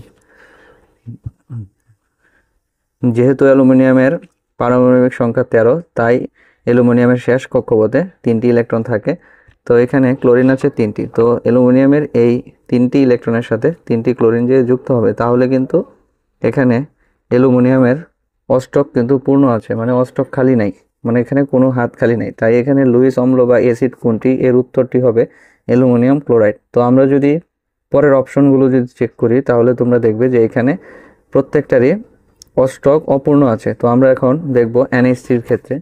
তো NH3 ক্ষেত্রে তো এখানে আমরা লিখে দিলাম AlCl3। আমি এখন দেখাচ্ছি NH3 ক্ষেত্রে। তো NH3 এর ক্ষেত্রে কেন্দ্রীয় মৌল হচ্ছে নাইট্রোজেন। নাইট্রোজেনের প্রথম কক্ষপথে ইলেকট্রন থাকে 2টি, আর যেহেতু নাইট্রোজেনের পারমাণবিক সংখ্যা 7, তার মানে পরের কক্ষপথে ইলেকট্রন থাকবে এই যে 5টি ইলেকট্রন। আর যেহেতু এখানে H3 মানে 3টা হাইড্রোজেনের কথা বলা হয়েছে, তার মানে নাইট্রোজেনের 3 জায়গায় 3টি হাইড্রোজেন বসবে। আর এখানে এক জোড়া মুক্তজোড় ইলেকট্রন আছে, যেহেতু মুক্তজোড় ইলেকট্রন আছে তার মানে এটি হচ্ছে লুইস ক্ষারক। যাদের মুক্তজোড় ইলেকট্রন থাকবে তারা হচ্ছে লুইস ক্ষারক, আর যাদের অষ্টক পূর্ণ থাকবে তারা হচ্ছে লুইস অ্যাসিড বা লুইস অম্ল। এখন আমরা যদি H2O এই পানির ক্ষেত্রে যদি চিন্তা করি, তাহলে অক্সিজেনের পারমাণবিক সংখ্যা হচ্ছে 8, তাহলে প্রথম কক্ষপথে 2টি এবং পরের কক্ষপথে ইলেকট্রন থাকবে 6টি। আর এখানে যেহেতু H2 মানে 2টা হাইড্রোজেন আছে, অক্সিজেনের 2 হাতে 2টা হাইড্রোজেন বসবে। আর এখানে অক্সিজেনের তাহলে আমরা বলতে পারি 2টি মুক্তজোড় ইলেকট্রন আছে। যেহেতু 2টি মুক্তজোড় ইলেকট্রন আছে তার মানে অক্সিজেন হচ্ছে একটি লুইস ক্ষারক। তো আমরা জানি অক্সিজেনের পারমাণবিক সংখ্যা 8, তার মানে অক্সিজেনের প্রথম কক্ষপথে থাকবে 2টি ইলেকট্রন, পরের কক্ষপথগুলোতে থাকবে আরও 6টি ইলেকট্রন। এখানে 3টি হাইড্রোজেন আছে, তো আমরা এখন 3টি হাইড্রোজেন অক্সিজেনের 3 হাতে বসালাম। তারপর আছে না, এখানে আছে 4টি হাইড্রোজেন, তার মানে আমরা 4টি হাইড্রোজেন অক্সিজেনের 4 হাতে বসালাম। আর এখানে আছে একটি কার্বন, তো একটি কার্বন এখানে বসালাম। তো আমরা দেখলাম যে অক্সিজেনের অষ্টক কিন্তু পূর্ণ হয় নাই, তার মানে যার অষ্টক পূর্ণ হয় না সে হচ্ছে লুইস ক্ষারক, আর যার অষ্টক পূর্ণ হয় সেটি হচ্ছে লুইস অম্ল। তার মানে আমি এখানে আশা করছি যে তোমরা কোনটি লুইস অ্যাসিড এবং লুইস ক্ষার সেটি খুব সুন্দরভাবে বুঝতে পেরেছো। তো তার মানে 52 উত্তর হবে ক নাম্বারটা, অ্যালুমিনিয়াম ক্লোরাইড। নিচের কোনটি লুইস অম্ল বা অ্যাসিড? অ্যালুমিনিয়াম ক্লোরাইড, কারণ এর অষ্টক পূর্ণ আছে। তারপর আছে শক্তিশালী অ্যাসিড ও দুর্বল ক্ষারের টাইট্রেশনে নির্দেশক রূপে ব্যবহৃত হয় কোনটি? তো এখানে ব্যবহৃত হয় মিথাইল অরেঞ্জ। তো আমি 46 নম্বর এমসিকিউটা এবং 48 নম্বর এমসিকিউটা যে মেথডে খুঁজেছিলাম এটাও সেম মেথডে হবে, কারণ শক্তিশালী অ্যাসিড এবং দুর্বল ক্ষার টাইট্রেশনে নির্দেশক রূপে ব্যবহৃত হয় মিথাইল অরেঞ্জ, আর দুর্বল অ্যাসিড ও তীব্র ক্ষারের টাইট্রেশনে নির্দেশক রূপে ব্যবহৃত হয় ফেনলফথ্যালিন। তারপর আছে 0.001 মোল HCl অ্যাসিড দ্রবণের পিএইচ এর মান কত? তো পিএইচ বের করতে হলে তোমরা প্রথমে দেখবে মাইনাস, তারপর দিবে লগ, তারপর যে মানটা দেওয়া আছে 0.001, তারপর ইকুয়াল টু দিলে এখানে দেখতে পাচ্ছ মান আসলো 3, তার মানে 55 উত্তর হবে 4। তারপর আছে নিচের কোন জোড়া লুইস অ্যাসিড? তো এখান থেকে যদি আমরা কোনগুলা লুইস ক্ষার সেগুলো যদি ধরতে পারি তাহলে আমরা লুইস অ্যাসিড বের করতে পারবো। তো আমরা যদি এইখানে দেখি, এই যে একটু আগে যে আমরা করালাম, তো এখানে আছে অ্যালুমিনিয়াম ক্লোরাইড আর আছে BF3। তো আমরা অ্যালুমিনিয়াম ক্লোরাইডকে দেখেছিলাম লুইস অ্যাসিড, তো অ্যালুমিনিয়াম ক্লোরাইড দুইটা অপশনে আছে, আমরা এই দুইটা অপশন বাদ দিলাম। তো এখানে আছে NH3, আমরা দেখেছিলাম যে NH3 হচ্ছে লুইস ক্ষার, কারণ NH3 এর অষ্টক অপূর্ণ অবস্থায় আছে, কারণ এর NH3 বিক্রিয়া করার পরেও এর মধ্যে একটি মুক্তজোড় ইলেকট্রন আছে, মানে NH3 এর শেষ কক্ষপথে 2টি হাত খালি আছে, তার মানে এটি হচ্ছে লুইস ক্ষার, তার মানে এই অপশনটা বাদ যাবে। এখানেও যেহেতু NH3, তার মানে এই অপশনও বাদ। তো এখন আমাদের চেক করতে হবে যে ক আর খর মধ্যে কোনটা হবে। আমরা যদি BF3 কথা যদি চিন্তা করি, এখানে বোরনের পারমাণবিক সংখ্যা হচ্ছে 5, তাহলে আমরা BF3 কাঠামোটা যদি আঁকতে চাই, তাহলে প্রথম কক্ষপথে থাকবে 2টি ইলেকট্রন, পরের কক্ষপথে থাকবে 3টি ইলেকট্রন। যেহেতু BF3, তার মানে 3টা ফ্লোরিন 3টা বোরনের শেষ কক্ষপথে 3 হাতে যেয়ে যুক্ত হবে, তার মানে এর অষ্টক পূর্ণ আছে, আর যার অষ্টক পূর্ণ থাকে সেই হচ্ছে লুইস অ্যাসিড। তার মানে আমরা বলতে পারি এখানে উত্তর হবে খ নাম্বারটা, এবং ক নাম্বারটা উত্তর হবে না, কারণ এখানে আছে H2O, আর H2 এর মধ্যে আমরা জানি যে মুক্তজোড় ইলেকট্রন থাকে, কারণ এখানে যদি অক্সিজেনকে কেন্দ্রীয় পরমাণু হিসেবে নেই, এই যে অক্সিজেনের শেষ কক্ষপথে থাকবে 6টি, যেহেতু H2O, তার মানে 2টা হাইড্রোজেন যুক্ত হবে, 2টা হাইড্রোজেন যদি যুক্ত হয় তার মানে 2টা মুক্তজোড় ইলেকট্রন আছে, যাদের মুক্তজোড় ইলেকট্রন থাকে তারা হচ্ছে লুইস ক্ষার। আমি আশা করি যে এই কনসেপ্টটা তোমাদের ক্লিয়ার, যে নিচের কোনটি লুইস অ্যাসিড বা লুইস ক্ষার সম্পর্কিত প্রশ্ন আসলে তোমরা পারবে। তারপর আছে K4Fe6N6 জটিল যৌগে Fe এর জারণ সংখ্যা কত? তো এটা খুবই সোজা, তোমরা প্রথমে হবে 4, আর এখানে বের করতে বলছে Fe এর জারণ সংখ্যা। তো আমরা যার জারণ সংখ্যা বের করতে বলে তাকে ধরি x, আর এখানে সায়ানাইডের জারণ সংখ্যা হচ্ছে -1। তো -1 আছে কয়টা সায়ানাইড? 6টা। তো আমরা লিখবো -1 × 6 = 0, তার মানে আমরা এখানে লিখতে পারি 4 + x - 6 = 0, তার মানে এখানে হবে x = 2। তারপর আছে লিথিয়াম অ্যালুমিনিয়াম হাইড্রোজেন যৌগে হাইড্রোজেনের জারণ মান কত? তো তোমরা জারণ মান বের করবে, যেহেতু এখানে দেওয়া আছে লিথিয়াম, জানি লিথিয়ামের জারণ মান হচ্ছে 1, তো আমরা লিখলাম 1। তারপর বলছে অ্যালুমিনিয়াম, আমরা জানি অ্যালুমিনিয়ামের জারণ সংখ্যা হচ্ছে 3 +3। আর বলছে হাইড্রোজেনের জারণ সংখ্যা, যার জারণ সংখ্যা বের করি তাকে আমরা ধরি 4x, তার মানে আমরা এখানে বলতে পারি x হচ্ছে -1। তার মানে এই যৌগে হাইড্রোজেনের জারণ মান হচ্ছে -1। তারপর আছে Na2S4O6 বা S4O6 2- আয়নে S এর জারণ সংখ্যা কত। তো এখানে যেহেতু এভাবে দিয়ে দিয়েছে, তার মানে আমরা S এর জারণ মান আরো সহজে বের করতে পারবো। এখানে S আছে 4টা, তার মানে আমরা ধরবো 4x, যেহেতু S 4টা দেওয়া আছে আমরা ধরবো 4x। তারপর এখানে আছে O6, মানে অক্সিজেনের জারণ মান হচ্ছে -2, যেহেতু 6টা অক্সিজেন, তার মানে 6 এর সাথে -2 গুণ হবে, আর এখানে অক্সিজেনের জারণ মান দেওয়া আছে -2, তাই আমরা দিলাম এখানে -2। তো এখানে হবে 4x -12 -2। তো এখানে আমরা লিখতে পারি 4x 10 বা x 2.5। তাহলে এই যৌগে সালফারের জারণ মান হচ্ছে 2.5। তারপর আছে নিচের কোন আয়নটি জারক ও বিজারক উভয় রূপে কাজ করে। তো এখানে জারক ও বিজারক উভয় রূপে কাজ করে হলো গিয়ে আয়রন 2+, তার মানে 60 এর উত্তর হবে 2। তারপর হচ্ছে পটাশিয়াম ডাইক্রোমেটে ক্রোমিয়ামের জারণ সংখ্যা কত।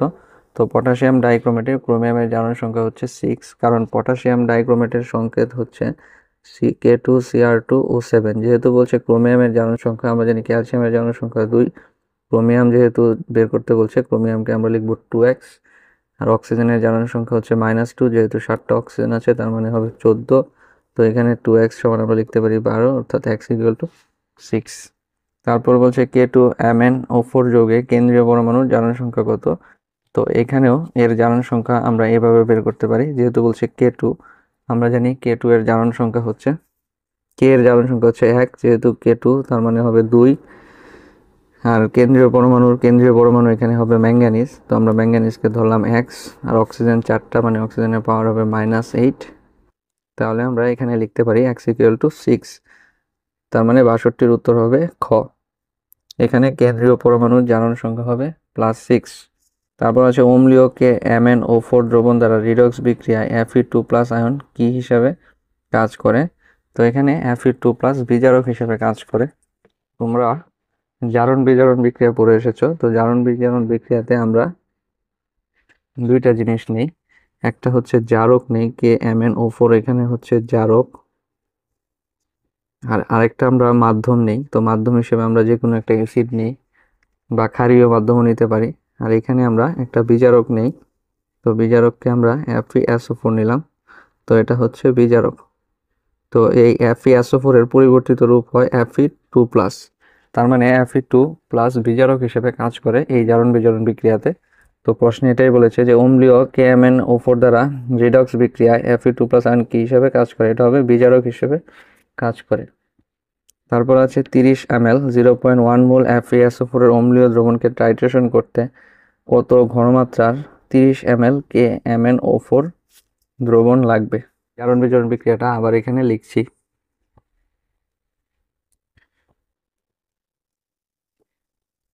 KMnO4 দিলাম, অম্লীয় মাধ্যমে H2SO4 প্লাস হবে FeSO4। তো এখানে আমরা প্রথমে জারক বা বিজারকের, এটা হচ্ছে জারক, এটা হচ্ছে বিজারক। তো আমাদের প্রথম কাজ হচ্ছে জারকের তুল্য সংখ্যা বিজারকে বসানো। যেহেতু বলছে অম্লীয় মাধ্যম, তার মানে পটাশিয়াম পারম্যাঙ্গানেটের জারণ সংখ্যা হবে +5, আর FeSO4 এর জারণ সংখ্যা 1, এটা লেখার দরকার নেই। তারপর জারক বা বিজারকের ধাতব অংশের সাথে এই মাধ্যমের অধাতব অংশকে আমরা যুক্ত করব। তো এখানে ধাতব অংশ হচ্ছে পটাশিয়াম, তার মানে আমরা লিখতে পারি K2SO4। তারপর আমরা লিখতে পারি ম্যাঙ্গানিজ সালফেট SO4 প্লাস দিয়ে আমি নিচে লিখলাম, নিচে আমরা লিখতে পারি Fe2SO4 এটাকে এভাবে লিখতে হয়। তারপর আমরা লিখবো জারকে যত অণু অক্সিজেন আছে তত মোল পানি হবে। জারকে যেহেতু 4 অণু অক্সিজেন, মানে 4টা অক্সিজেন উৎপাদে তত মোল পানি হবে। তো এই বিক্রিয়াটাকে যদি আমরা সমতাকরণ করতে চাই তাহলে আমাদের বিক্রিয়াটা এভাবে আসে। তো এখানে পটাশিয়াম আছে একটা, এখানে আছে 2টা, তো এখানে আমরা যদি একটা হাফ দিয়ে দিই তাহলেই হয়ে যায়। আর এখানে আয়রন আছে 5টা, তো তো এখানে যদি আমরা 5/2 দিয়ে দিই তাহলে এই 2 2 কাটাকাটি গেলে এখানে থাকে 5Fe2। তো এই বিক্রিয়াটাকে যদি আমরা এখন 2 দিয়ে গুণ করি তাহলে হবে 2KMnO4। আমরা 2 দিয়ে গুণ করব কারণ হচ্ছে গিয়ে আমরা এখানে ভগ্নাংশটা রাখবো না। তার আগে আরেকটা জিনিস বলে নেই, তো এখানে হাইড্রোজেন ছিল 8টা আর এখানে হাইড্রোজেন আছে 2টা, তার মানে এখানে একটা 4 দিয়ে গুণ করলেই সমতা হয়ে গেল। তো এখানে আমরা যদি 2 দিয়ে গুণ করি তাহলে এখানে হবে 8H2SO4 প্লাস হবে 10FeSO4 আর এখানে 2 2 কাটাকাটি গেলে এখানে হবে K2SO4 প্লাস হবে 2MnSO4 আর এখানে 2 দিয়ে কাটাকাটি গেলে এখানে হবে 5Fe2SO43। তো এটা জারণ বিজারণ বিক্রিয়া কিন্তু এক নিমেষেই হয়ে গেল, খুব সহজ একটি বিক্রিয়া। তো এখানে এখন তোমরা দেখো যে এখানে তাহলে 2 মোল পটাশিয়াম পারম্যাঙ্গানেট বিক্রিয়া করে 10 মোল FeSO4 এর সাথে। এখানে যদি লিখি যে 2KMnO4 এখানে বিক্রিয়া করছে 10টা FeSO4 এর সাথে। তো তোমরা এই অংশটা একটু ভালো মতো বোঝার চেষ্টা করো। তো এখানে সূত্রটা হবে, এখানে হবে E1 ইন্টু S1V1 সমান E2 ইন্টু S2V2। তো এখানে আমরা যদি প্রশ্নটা দেখি তো প্রশ্ন ছিল 0.1 মোল 30 ml FeSO4। তো এখানে আমরা FeSO4 কে যদি E1 মানে S1 যদি কল্পনা করি, FeS1 কে আমরা FeSO4 কে আমরা প্রথম যৌগ হিসেবে ধরবো, তার মানে এখানে আমরা E1 এর মান, তো এখানে E1 এর মানটা বসাতে হবে। FeSO4 এর যে তুল্য সংখ্যা আছে 10 সেটা বসালে হবে না, এখানে তুল্য সংখ্যাটা পরিবর্তিত করে বসাতে হবে। তো এখানে আমরা E1 এর মান বসাবো 2 আর এখানে S1 এর মান আছে 30, তো আমরা এখানে বসাবো 30 না, এখানে V1 এর মান আছে 30 আর S1 এর মান হচ্ছে 0.1 আর এখানে E2 এর মান হবে 10 আর S2 এর মান হবে, এখানে শুধু তুল্য সংখ্যাটা পরিবর্তিত হয়ে বসবে। এখানে S2 এর মান বের করতে বলছে আর এখানে V2 এর মান আছে 30 ml। তো এখান থেকে যদি আমরা S2টা বের করি তাহলে এর মান আসে হলো গিয়ে, এখানে মান আসবে 60 ইন্টু 0.1, এখানে মান আসবে 0.02। তারপর এখানে দেওয়া আছে নিচের কোন যৌগে কার্বনের জারণ সংখ্যা ও যোজনী সমান। আমরা যদি এইখানে দেখি তাহলে এখানে CCl4 এর মধ্যে আমরা যদি দেখি যে CCl4 এর মধ্যে কার্বনের জারণ সংখ্যা হবে, কার্বনের জারণ সংখ্যা হবে 4 আর আমরা জানি কার্বনের যোজনীয় 4, কার্বনের জারণ সংখ্যা যেহেতু 4 মিলছে তার মানে এটার উত্তর হবে 65 ঘ নাম্বার। তারপর আছে CONH3 6 3+ আয়নটিতে কেন্দ্রীয় পরমাণুর জারণ কত। তো এখানে NH3 এর কোনো জারণ মান নেই, তো সেই জন্য এখানে কোবাল্টের জারণ সংখ্যা হবে, এখানে ব্র্যাকেট দিয়ে যে 3+ আছে সেটাই, তার মানে এখানে কোবাল্টের জারণ সংখ্যা হবে +3। এটা হওয়ার কারণ হচ্ছে কারণ NH3 এর কোনো জারণ মান নেই। নিচের কোনটি জারণ বিজারণ বিক্রিয়া রূপে গণ্য করা হয়। তো এখানে যদি আমরা দেখি যে আমরা দেখব যে কোনটির ইলেকট্রনের আদান প্রদান বা জারণ মানের পরিবর্তন হয়েছে। তো এখানে আছে ক্যালসিয়াম 2+, যেখানে ক্যালসিয়ামের জারণ সংখ্যা হচ্ছে +2, আবার এখানেও ক্যালসিয়ামের জারণ সংখ্যা হবে +2 কারণ ফ্লোরিনের জারণ মান হচ্ছে -1, যেহেতু দুইটা -1 আছে তার মানে এখানে হবে x-2, x-2 সমান 2 মানে x = 2, মানে জারণ সংখ্যার কোনো পরিবর্তন হচ্ছে না। আমরা যদি ঘ নাম্বারটা দেখি এখানে ক্লোরিন আছে মুক্ত মৌল হিসেবে, তার মানে মুক্ত মৌল হিসেবে থাকলে এখানে ক্লোরিনের জারণ মান হচ্ছে 0 আর এখানে ক্লোরিনের জারণ মান হচ্ছে -1। যেহেতু এখানে জারণ সংখ্যার পরিবর্তন হয়েছে তাই এটার আনসার হবে 4 নাম্বারটা। তো তোমরা পরীক্ষাতে এভাবে সবগুলোর জারণ মান চেক করে দেখবে, তো যেটাতে জারণ সংখ্যার পরিবর্তন হবে সেটাই জারণ বিজারণ বিক্রিয়া রূপে গণ্য হবে। তারপর আছে copper sulphate plus Ki CO2I2 plus I2K2SO4 বিক্রিয়াটিতে বিজারক নিচের কোনটি। তো এখানে বিজারক হচ্ছে গিয়ে আমরা জানি ছাড়নে জারণ, জারণে জারিত, অন্যকে করে বিজারিত, তাই সে বিজারক, মানে যে জারণ বিক্রিয়া দিবে অর্থাৎ যে ইলেকট্রন ত্যাগ করবে সেই হচ্ছে বিজারক। এখানে পটাশিয়াম আয়োডাইডের জারণ মান ছিল -1, এখান থেকে হয়েছে 0, তার মানে এখানে বিজারক রূপে কাজ করবে I- অর্থাৎ 68 এর উত্তর হবে ঘ। তারপর আছে 9.5 গ্রাম FeSO4 কে জারিত করতে 1 মোল KMnO4 দ্রবণের কত ml প্রয়োজন। তো এটা আমরা একটু আগে দেখে এসেছি যে 2 মোল পটাশিয়াম পারম্যাঙ্গানেট বিক্রিয়া করে 10 মোল FeSO4 এর সাথে। তো আমরা যদি এখানে এটা লিখি যে, তো এখানে 2 মোল যেহেতু আছে, 2 মোল সমান হচ্ছে 2000 লিটার, না 2 মোল সমান হচ্ছে 2000 মিলিলিটার। আমরা এখান থেকে লিখতে পারি যে 10 মোল FeSO4 সমান হচ্ছে 2000 মিলিলিটার, কারণ আমরা এই 10 মোল FeSO4 থেকে আমরা পাচ্ছি 2 মোল KMnO4, আর 2 মোল KMnO4 সমান হচ্ছে 2000 মিলিলিটার। তার মানে আমরা লিখতে পারি 10 মোল FeSO4 থেকে আমরা পাই 2000 মিলিলিটার। সুতরাং 10 এর সাথে আমরা FeSO4 এর আণবিক ভরটাকে গুণ করব। তো FeSO4 এর আণবিক ভর হচ্ছে 152, তো 10 × 152 গ্রাম FeSO4 এর ভর হচ্ছে তাহলে 2000 মিলিলিটার। সুতরাং 1 গ্রাম FeSO4 এর ভর হবে 2000 ভাগ 10 × 152।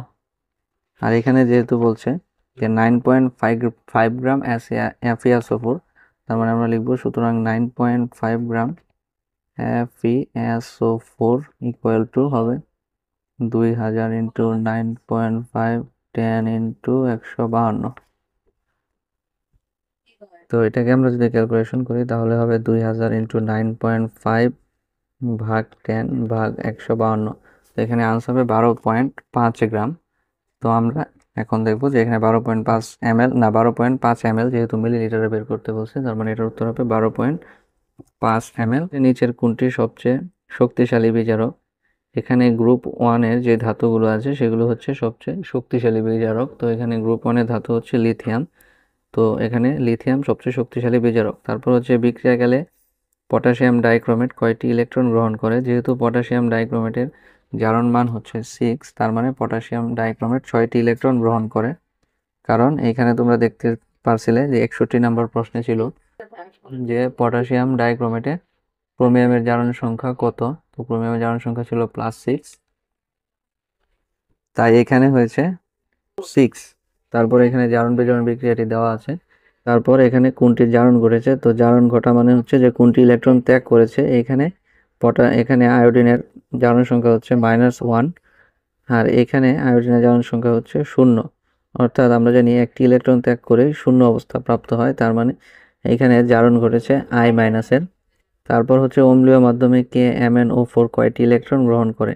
অম্লীয় মাধ্যমে KMnO4 5টি ইলেকট্রন গ্রহণ করে, কারণ অম্লীয় মাধ্যমে KMnO4 পরিবর্তিত হয়ে Mn2+ পরিণত হয়।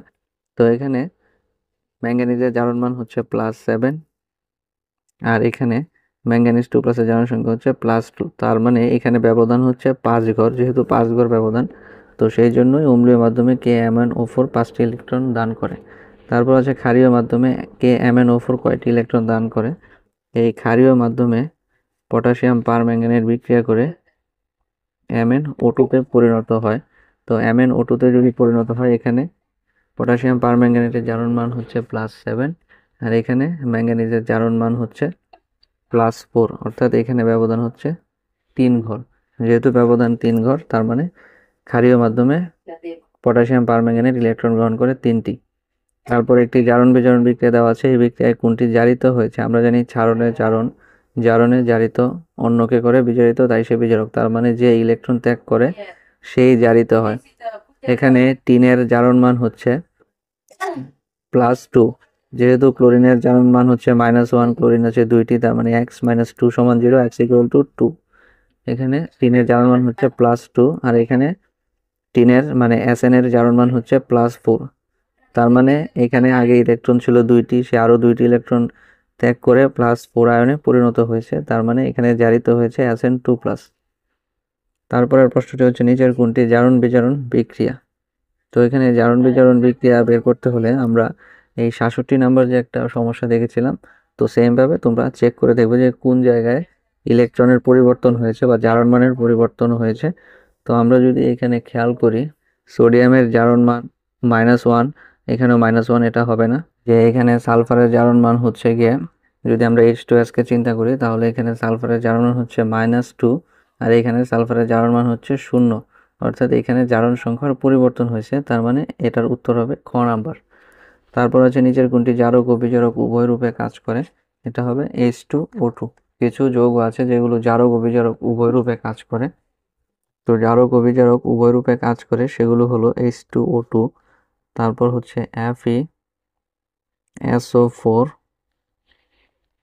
তারপর হচ্ছে SO2, তারপর হচ্ছে ওজন O3, তারপর হচ্ছে NO2, তারপর হচ্ছে NO। তো NO2-র নামটা হচ্ছে নাইট্রাস অ্যাসিড, NO2-র নাম হচ্ছে নাইট্রাস অ্যাসিড, আর NO এর নাম হচ্ছে নাইট্রাস অক্সাইড। এর নাম হচ্ছে নাইট্রাস অক্সাইড। তো 6টি যৌগই হচ্ছে গিয়ে জারক ও বিজারক উভয় রূপে কাজ করে, তার মধ্যে পরীক্ষাতে সবচেয়ে বেশি আসে H2O2 দিয়ে। তো তোমরা এই জিনিসটা মনে রাখবে। তারপর আছে 10 গ্রাম FeSO4 কে জারিত করতে কত গ্রাম K2Cr2O7 লাগবে। আমাদেরকে প্রথমে পটাশিয়াম ডাইক্রোমেট আর ফেরিক সালফেটের এই জারণ বিজারণ বিক্রিয়াটা দেখতে হবে। তো এখানে জারণ বিজারণ বিক্রিয়াটা হচ্ছে K2Cr2O7, আর আমরা যদি মাধ্যম হিসেবে নিই H2SO4, এটা না নিলেও চলবে এখন। তারপর হচ্ছে FeSO4। তো আমরা জানি পটাশিয়াম ডাইক্রোমেটের তুল্য সংখ্যা হচ্ছে 6, তো এই তুল্য সংখ্যাটা আমরা এখন বসাবো এইখানে। তো এই তুল্য সংখ্যা এখানে বসালে আমরা এখন লিখতে পারি যে 6FeSO4 ইকুইভ্যালেন্ট হচ্ছে K2Cr2O7। তো এখানে আমরা জানি FeSO4 এর আণবিক ভর হচ্ছে 152, তাহলে 6 × 152 গ্রাম FeSO4 জারিত করে হচ্ছে গিয়ে K2Cr2O7 এর আণবিক ভর হচ্ছে 294 গ্রাম। তো 294 গ্রাম K2Cr2O7 কে সুতরাং 1 গ্রাম FeSO4 জারিত করবে। আমরা লিখব 294 ভাগ 6 × 152, এটা ঐকিক নামে করব। তারপর প্রশ্নে যেহেতু উল্লেখ ছিল যে 10 গ্রাম FeSO4 কে জারিত করতে, তার মানে আমরা লিখবো এখানে 10 গ্রাম FeSO4 কে জারিত করতে প্রয়োজন হয় 294 × 10, 6/152।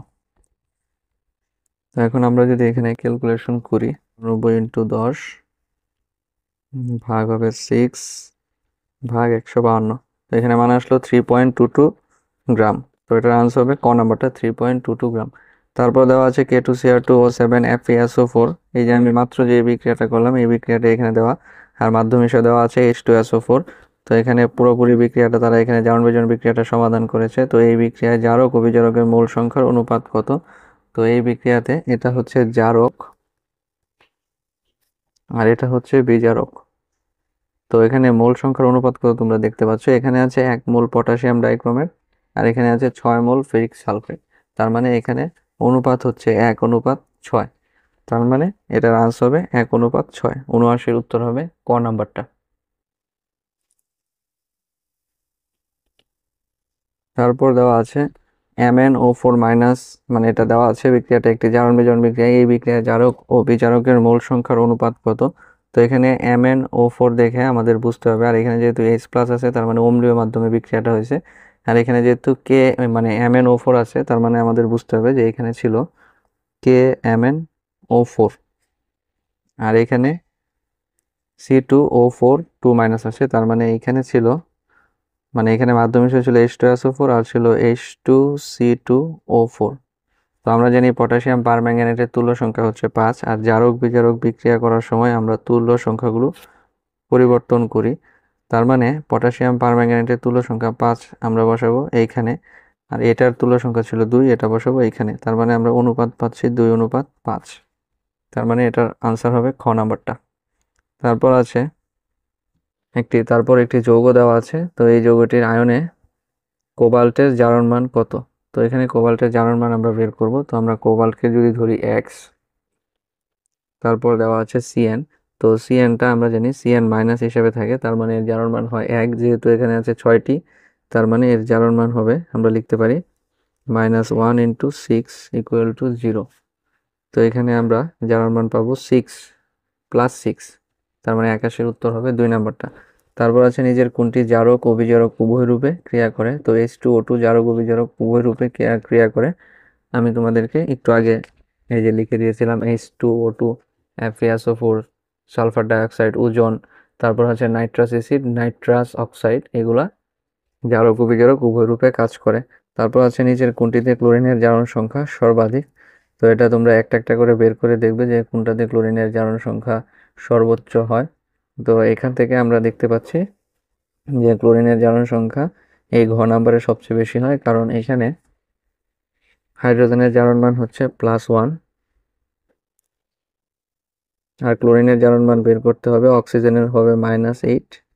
তাহলে এখানে ক্লোরিনের জারণ মান হবে +7 আর সবগুলোতেই ক্লোরিনের জারণ মান এখানে হবে ক্লোরিনের জারণ মান হবে +6, এখানে ক্লোরিনের জারণ মান হবে +3।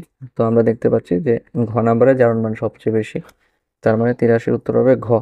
তারপর একটি বিক্রিয়া দেওয়া আছে, এই বিক্রিয়ায় ব্রোমিনের জারণ সংখ্যার পরিবর্তন কত এটা জানতে চাইছে। তো এখানে ব্রোমিনের যেহেতু একক মৌল হিসেবে আছে, তার মানে এর জারণ মান হচ্ছে 0। আর এখানে আছে Br O3 মাইনাস হিসাবে। তো Br O3 মাইনাসের মধ্যে ব্রোমিনের জারণ সংখ্যা তোমরা এইভাবে বের করবে যে Br O3 মাইনাস দেওয়া থাকলে এখানে আমরা ব্রোমিনের জারণ সংখ্যা বের করব, তার মানে ব্রোমিনকে ধরবো x, তারপর দিব প্লাস, অক্সিজেনের জারণ মান হচ্ছে -2, যেহেতু 3টা অক্সিজেন আছে তার মানে এর পাওয়ার হবে মানে এর জারণ মান হবে -6, আর যেহেতু এখানে মাইনাস আছে তার মানে আমরা ইকুয়াল টু দিয়ে এই পাশে বসাবো -1।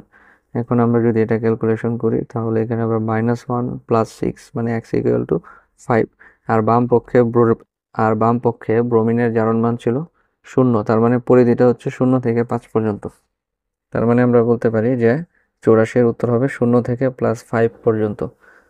তারপর আরো একটি বিক্রিয়া দেওয়া আছে, এই বিক্রিয়াটিতে কি ঘটে? তো এটিতে ঘটে ডিসপ্রপারশন, মুখস্থ করে নেবে। তারপর আছে নিচের কোনটি বিজারক। এখানে বিজারক হিসেবে কাজ করে মিথানোইক অ্যাসিড। তারপর আছে নিচের কোনটির বেলায় সচল মাধ্যম রূপে হিলিয়াম ব্যবহৃত হয়। এর আনসার হবে GLPC। তারপর আছে মোলার শোষণ সহগের একক নিচের কোনটি।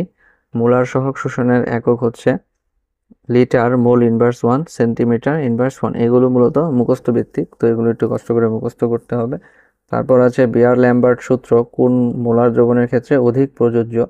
তো এটা হবে 0.01 মোল দ্রবণের ক্ষেত্রে বিয়ার ল্যাম্বার্ট সূত্র অধিক প্রযোজ্য। তারপর আছে HPLC এর পূর্ণরূপ কোনটি। এটি কিন্তু খুবই গুরুত্বপূর্ণ একটি প্রশ্ন। তো HPLC এর পূর্ণরূপ হচ্ছে হাই প্রেসার লিকুইড ক্রোমাটোগ্রাফি। তারপর আছে HPLC তে সচল মাধ্যম হিসেবে কোনটি ব্যবহৃত হয়। তো সচল মাধ্যম হিসেবে ব্যবহৃত হয় মিথানল প্লাস পানি। A=ε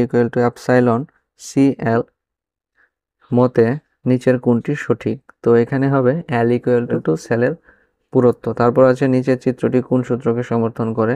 তো এখানে আছে অ্যাবজর্ব্যান্স আর সি দেওয়া আছে মোলার ঘনমাত্রা। এই গ্রাফটি হচ্ছে বিয়ার-ল্যাম্বার্টের সূত্রকে সমর্থন করে। তারপর এখানে আছে গ্যাস ক্রোমাটোগ্রাফিতে ব্যবহারযোগ্য বাহক গ্যাস নিচের কোনটি। তো ব্যবহারযোগ্য বাহক গ্যাস হচ্ছে গিয়ে নাইট্রোজেন। তারপর ক্রোমাটোগ্রাফির ক্ষেত্রে কোনটি সঠিক। তো এটা হবে কমপক্ষে একটি করে সচল ও স্থির দশা থাকে। 95 হবে ঘ নাম্বার। তারপর আছে একটি নাইট্রোজেন অণুর ভর কত।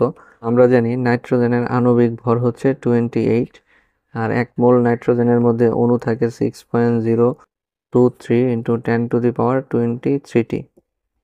তো এখানে প্রশ্ন করছে যে একটি নাইট্রোজেন অণুর ভর কত। তাহলে আমরা লিখতে পারি 6.023 × 10⁻23t নাইট্রোজেন অণুর ভর হচ্ছে 28 গ্রাম।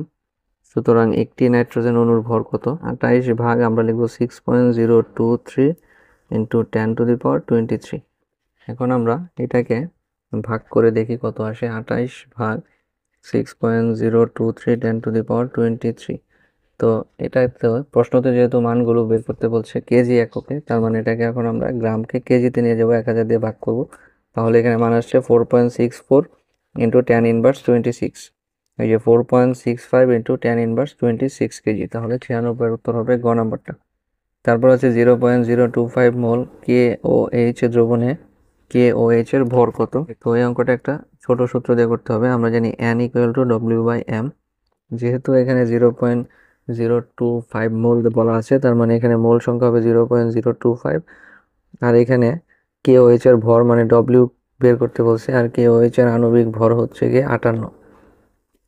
তো আমরা যদি 58 দিয়ে মোল সংখ্যাকে গুণ করি, 58 ইন্টু 0.025, তাহলে আনসার হচ্ছে 1.45। তো এখানে উত্তর যেহেতু দেওয়া আছে 1.4, তার মানে এর আনসার হবে 1.4 গ্রাম। তারপর আছে প্রমাণ পটাশিয়াম পারম্যাঙ্গানেট দ্রবণের সাহায্যে আয়নের পরিমাণ নির্ধারণের নির্দেশক হিসেবে কোনটি কাজ করে। তো এখানে নির্দেশক হিসেবে কাজ করে পটাশিয়াম পারম্যাঙ্গানেট। তারপর আছে 5 গ্রাম Na2CO3 গুঁড়াকে 100 গ্রাম দ্রাবকে দ্রবীভূত করে দ্রবণ তৈরি করা হলে ওই দ্রবণের ঘনমাত্রা কিভাবে প্রকাশ করা হয়। তো এখানে যেহেতু দেওয়া আছে 5 গ্রাম, তাহলে আমরা জানি ওজনকে প্রকাশ করা হয় W দিয়ে। আর এখানে যেহেতু বলছে Na2CO3 এর গুঁড়া 100 গ্রাম, তার মানে এটাও কঠিন পদার্থ, তার মানে এটা হবে W। তো তোমার উত্তরে খুঁজতে হবে W/W কোথায় আছে। তো W/W আছে এইখানে। তো এটার আনসার হবে গ নাম্বারটা, যে জারক ও বিজারকের মৌল সংখ্যা X ও Y, আয়তন V0 ও VR এবং ঘনমাত্রা M0 MR হলে জারণ বিজারণ টাইট্রেশনের মূল সমীকরণ নিচের কোনটি।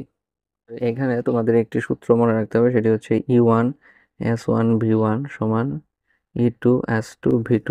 তো আমরা এখানে আরেকটা জিনিস জানি যে E1/E2 সমান হচ্ছে N2/N1। N2/N1। তো N2/N1 হলে আমরা এই লাইনটাকে এর সাহায্যে লিখতে পারি N2 ইন্টু S1V1 সমান N1 ইন্টু S2V2। তার মানে এখানে N2 এর জায়গায় হবে Y আর N1 এর জায়গায় হবে X। তো আমরা এখন দেখব যে কোথায় Y আর কোথায় X পরে আছে। তো আমরা দেখতে পাচ্ছি যে এই দুইটা অপশনে আগে আছে X, তার মানে এই দুইটা অপশন বাদ, আর এখানে Y আছে আগে। তো আমরা এই অপশনটা চিন্তা ভাবনা করতে পারি। তো আমরা যদি এটা দেখি, এখানে আছে Y, এখানে আছে X, তারপর এখানে হবে V0 M0। এই যে S1V1 মানে এটা কাজ করছে V0 M0 হিসেবে, আর এটা কাজ করছে VR MR হিসেবে, এই যে VR MR। তো আমি আশা করি যে তোমরা বুঝতে পেরেছো যে N2 জায়গায় এখানে হবে Y আর V0 M0 equal to X। এই যে N1 এর জায়গায় হচ্ছে X, আর যেহেতু S2V2 একই জাতীয় রাশি, তার মানে এখানে একই জাতীয় VR MR হবে। আর যদি নিচেরটা হয় তাহলে নিচেরটা কিন্তু একই জাতীয় রাশি না, তার মানে 100-র উত্তর হবে খ নাম্বারটা। এটা তোমরা অনেকেই ভুল করে থাকো। তারপর আছে একটা বিক্রিয়া দেওয়া আছে, এই যৌগে কোবাল্টের জারণ মান কত। তো এখানে কোবাল্টের জারণ মান বাম পাশে হচ্ছে, আমার বাম পাশে জারণ মান লাগবে না, আমার লাগবে এই জায়গায় এর জারণ মান। তো এটা যদি বিক্রিয়া করে, তো এটা বিক্রিয়া করে তৈরি করে এরকম, এটা হচ্ছে একটি ব্যাটারির বিক্রিয়া, লিথিয়াম আয়ন ব্যাটারি। তো এখানে O2, তো এটা বিক্রিয়া করে লিথিয়াম 1 - X, আর এখানে হচ্ছে কোবাল্ট O2, আর এখানে X লিথিয়াম আয়ন প্লাস হচ্ছে X মাইনাস তৈরি করে। তো আমাদের মূল কাজ হচ্ছে এটা নিয়ে। তো এটাই হচ্ছে এ যৌগ। তো এখানে কোবাল্টের জারণ সংখ্যা হচ্ছে, দেখো কোবাল্টকে যদি আমরা ধরি X, অক্সিজেনের জারণ সংখ্যা হবে -4, যেহেতু দুইটা অক্সিজেন, তার মানে এখানে X ইকুয়াল টু হবে 4। তোমাদের মূলত এই বিক্রিয়াটা মনে রাখতে হবে। তো বিক্রিয়াটা যদি মনে নাও রাখতে পারো, তোমরা বইয়ের পাশে এখানে টুকে রাখো যে এখানে এ যৌগটা হবে COO2, এখানে কোবাল্টের জারণ মান হবে +4। তারপর আছে Fe3O4 এ Fe এর জারণ মান কত। তো তোমরা প্রথমেই এই যৌগটা লিখে নিবে Fe3O4 এ Fe এর জারণ মান, এখানে Fe আছে 3টা, তার মানে Fe কে তোমরা ধরবে 3x, আর অক্সিজেন আছে 4টা, একটা অক্সিজেনের জারণ মান -2, 4টার জারণ মান হচ্ছে -8, তার মানে x ইকুয়াল টু আমরা লিখতে পারি 8/3। এখন তোমরা ক্যালকুলেটরে দেখো 8/3, তো আসে 2.67।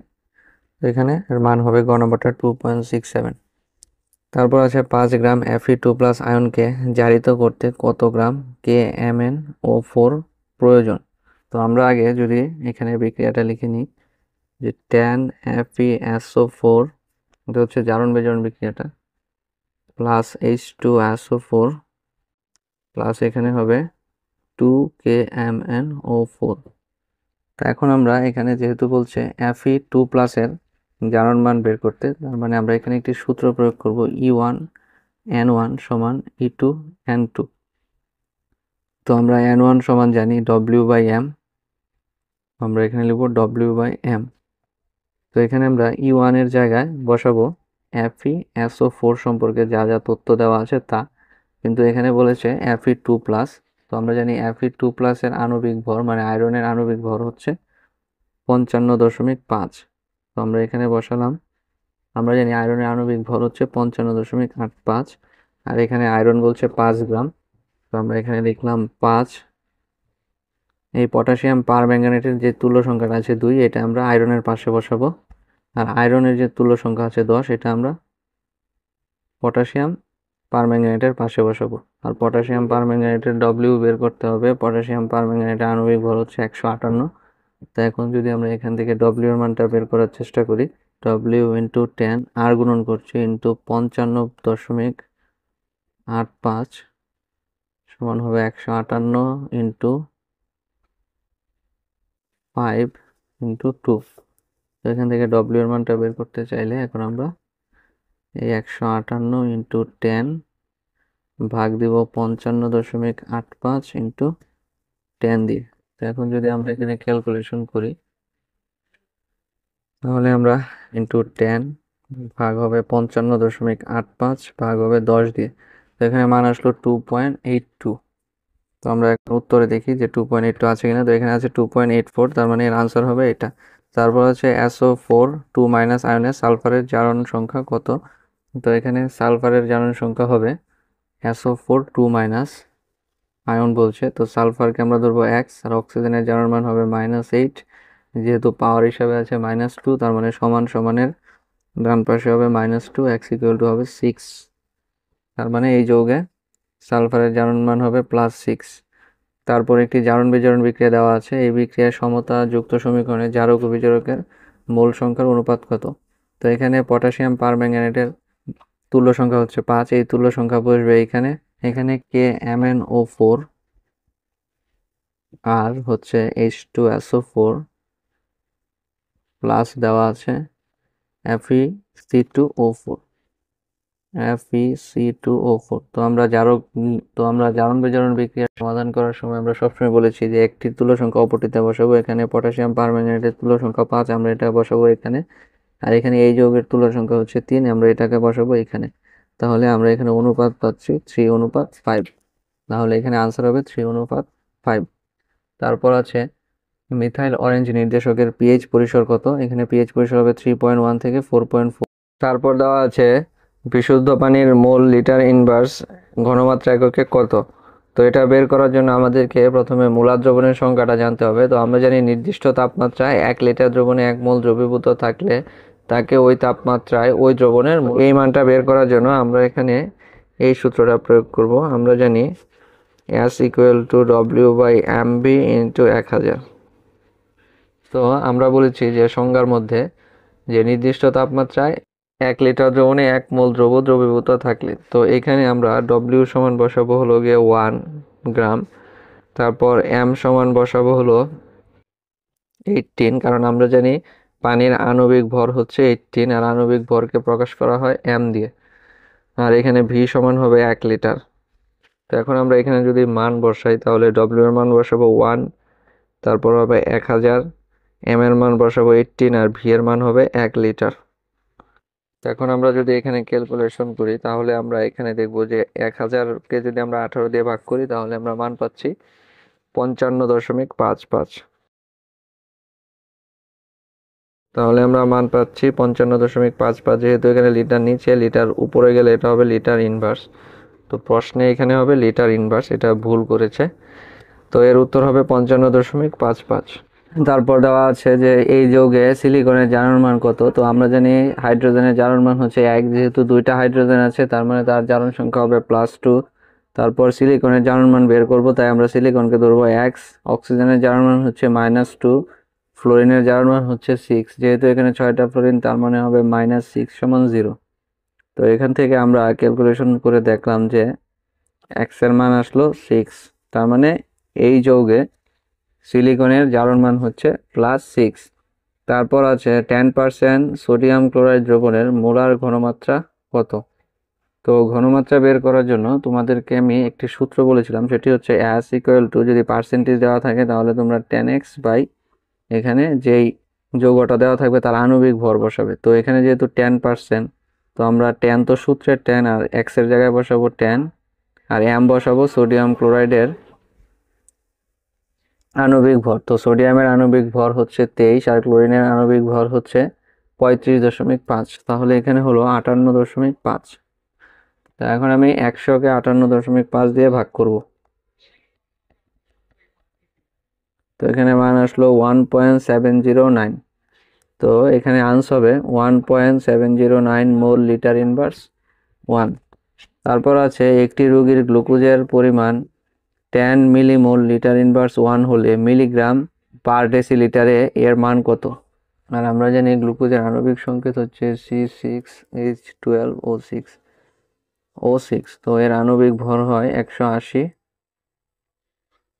আর আমরা জানি 1 মিলিগ্রাম সমান হচ্ছে 10 ডেসিলিটার। তো এখন যদি এটাকে আমরা 10 দিয়ে ভাগ করি এই 180কে, তাহলে এখানে আমরা পাবো 18 মিলিগ্রাম পার ডেসিলিটার। তো সেই কারণেই এখন আমরা এই 10-এর সাথে 18 দিয়ে গুণ করব।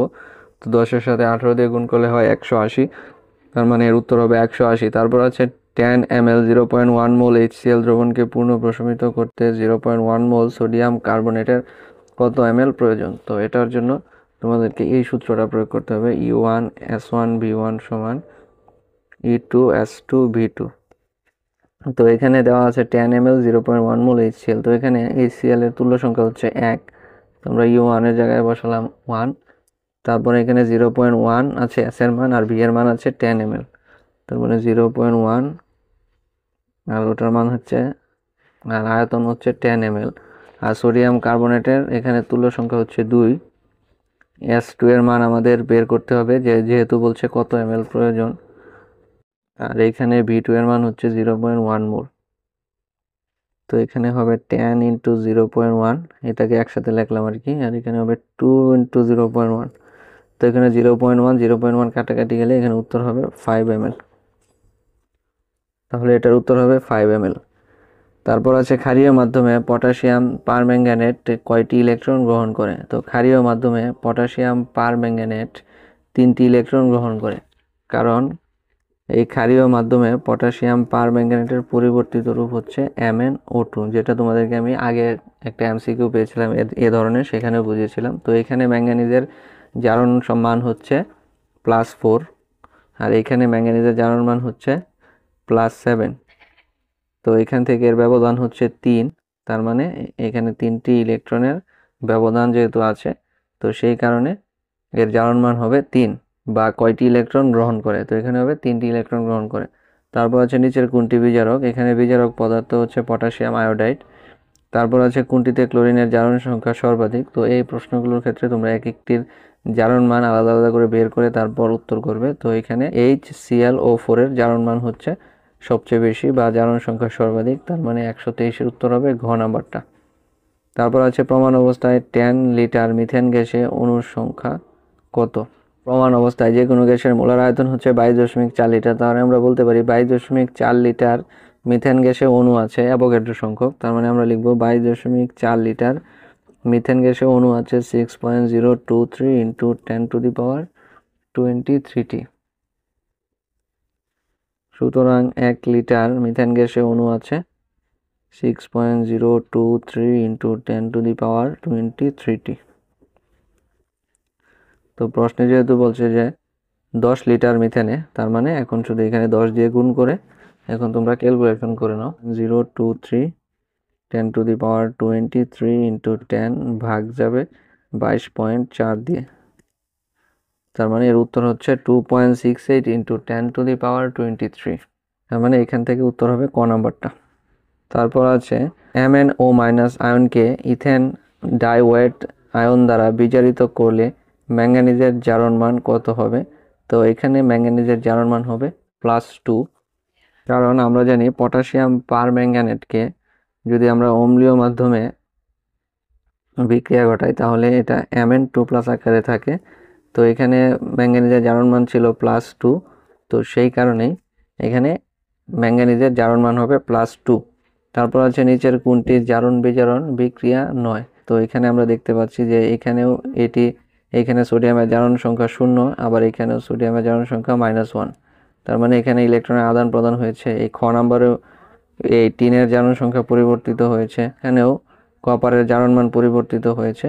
একমাত্র এই 4 নম্বর অপশনেই জারণ মান পরিবর্তন হয়নি, তার মানে এটা জারণ বিজারণ বিক্রিয়া না, তার মানে 126-এর উত্তর হবে ঘ নাম্বার। তারপর আছে কিছু বহুপদী সমাপ্তি সূচক প্রশ্ন। তো এখানে আছে দ্রবণের ঘনমাত্রা প্রকাশে পার্সেন্টের হার ব্যবহার হয়, ppm একক ব্যবহার হয়, মোলারিটি ব্যবহার হয়। এখানে উত্তর হবে 3টি, তার মানে উত্তর হবে ঘ নাম্বার। তারপর আছে মোল পরিমাণ দ্রবণ ব্যবহৃত হয় মোলার দ্রবণ তৈরিতে, ppm একক তৈরিতে, মোল ভগ্নাংশ দ্রবণে। তো এখানেও উত্তর হবে সবগুলোই।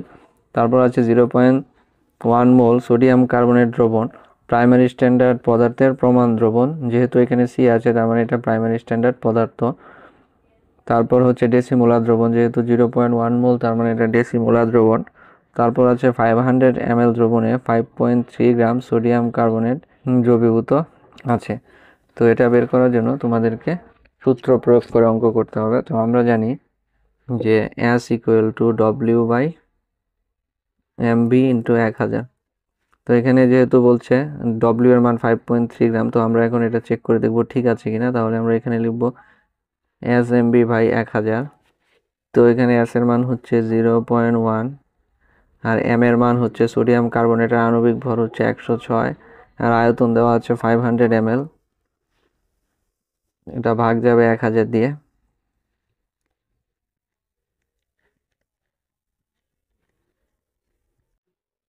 তো এখানে আমরা দেখলাম যে এর উত্তর আসলো 5.3, তার মানে 133-এরও হবে ঘ নাম্বার। তারপর আছে পাশের চিত্রের এ ও বি দ্রবণের মিশ্রণে, এই যে এই দুইটা দ্রবণের মিশ্রণে উভয়ের ঘনমাত্রা সমান, উভয়ের ঘনমাত্রাই সমান হবে। তারপর আছে উভয়ই সেকেন্ডারি প্রমাণ, মানে উভয়ই কি সেকেন্ডারি পদার্থ। এখানে কিন্তু সি নেই, এখানেও সি নেই, দুটোটা সেমই, তার মানে উভয়ই সেকেন্ডারি প্রমাণ দ্রবণ। তারপরে আছে তাপমাত্রা বৃদ্ধি করলে উভয়ের ঘনমাত্রা কমে। তো তাপমাত্রা বৃদ্ধি করলে উভয়ের ঘনমাত্রা কমবে, আর উভয়ের ঘনমাত্রা সমান কিনা এটা যাচাই করার জন্য তোমরা এখান থেকে অ্যাসের মানটা বের করে নিবে। তো অ্যাসের মানটা বের করা খুবই, এখানে সালফিউরিক অ্যাসিডের আণবিক ভর হচ্ছে 98, তো এখান থেকে তোমরা খুব সহজে অ্যাসের মানটা বের করতে পারবে। তো আমি যদি ক নাম্বার অপশনটা একটু চেক করি, যে এখানে আমি অ্যাসের মান বের করবো। তো আমরা জানি অ্যাস = হচ্ছে W/mv × 1000। তো এখানে প্রথম পাত্রের ক্ষেত্রে দেওয়া আছে W এর মান 50, পর আছে 1000 হবে, আর সালফিউরিক অ্যাসিডের আণবিক ভর হচ্ছে 98, আর যেহেতু এখানে 500 ml দেওয়া আছে।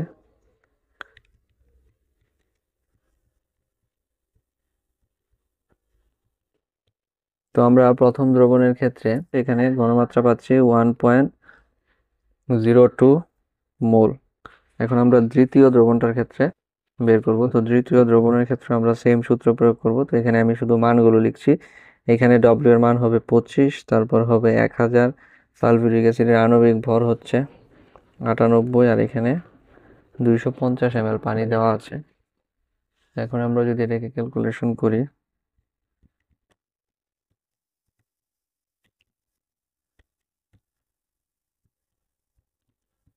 তো এই ক্ষেত্রেও আমরা ঘনমাত্রাটা সেম পাচ্ছি 1.02।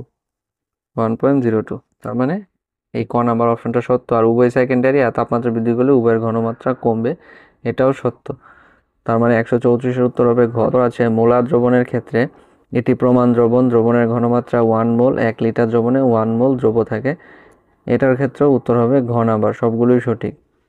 তারপর আছে 5% সোডিয়াম কার্বনেট দ্রবণ দ্বারা বোঝায় 5 গ্রাম সোডিয়াম কার্বনেট আছে 100 ml দ্রবণে, এটা সঠিক।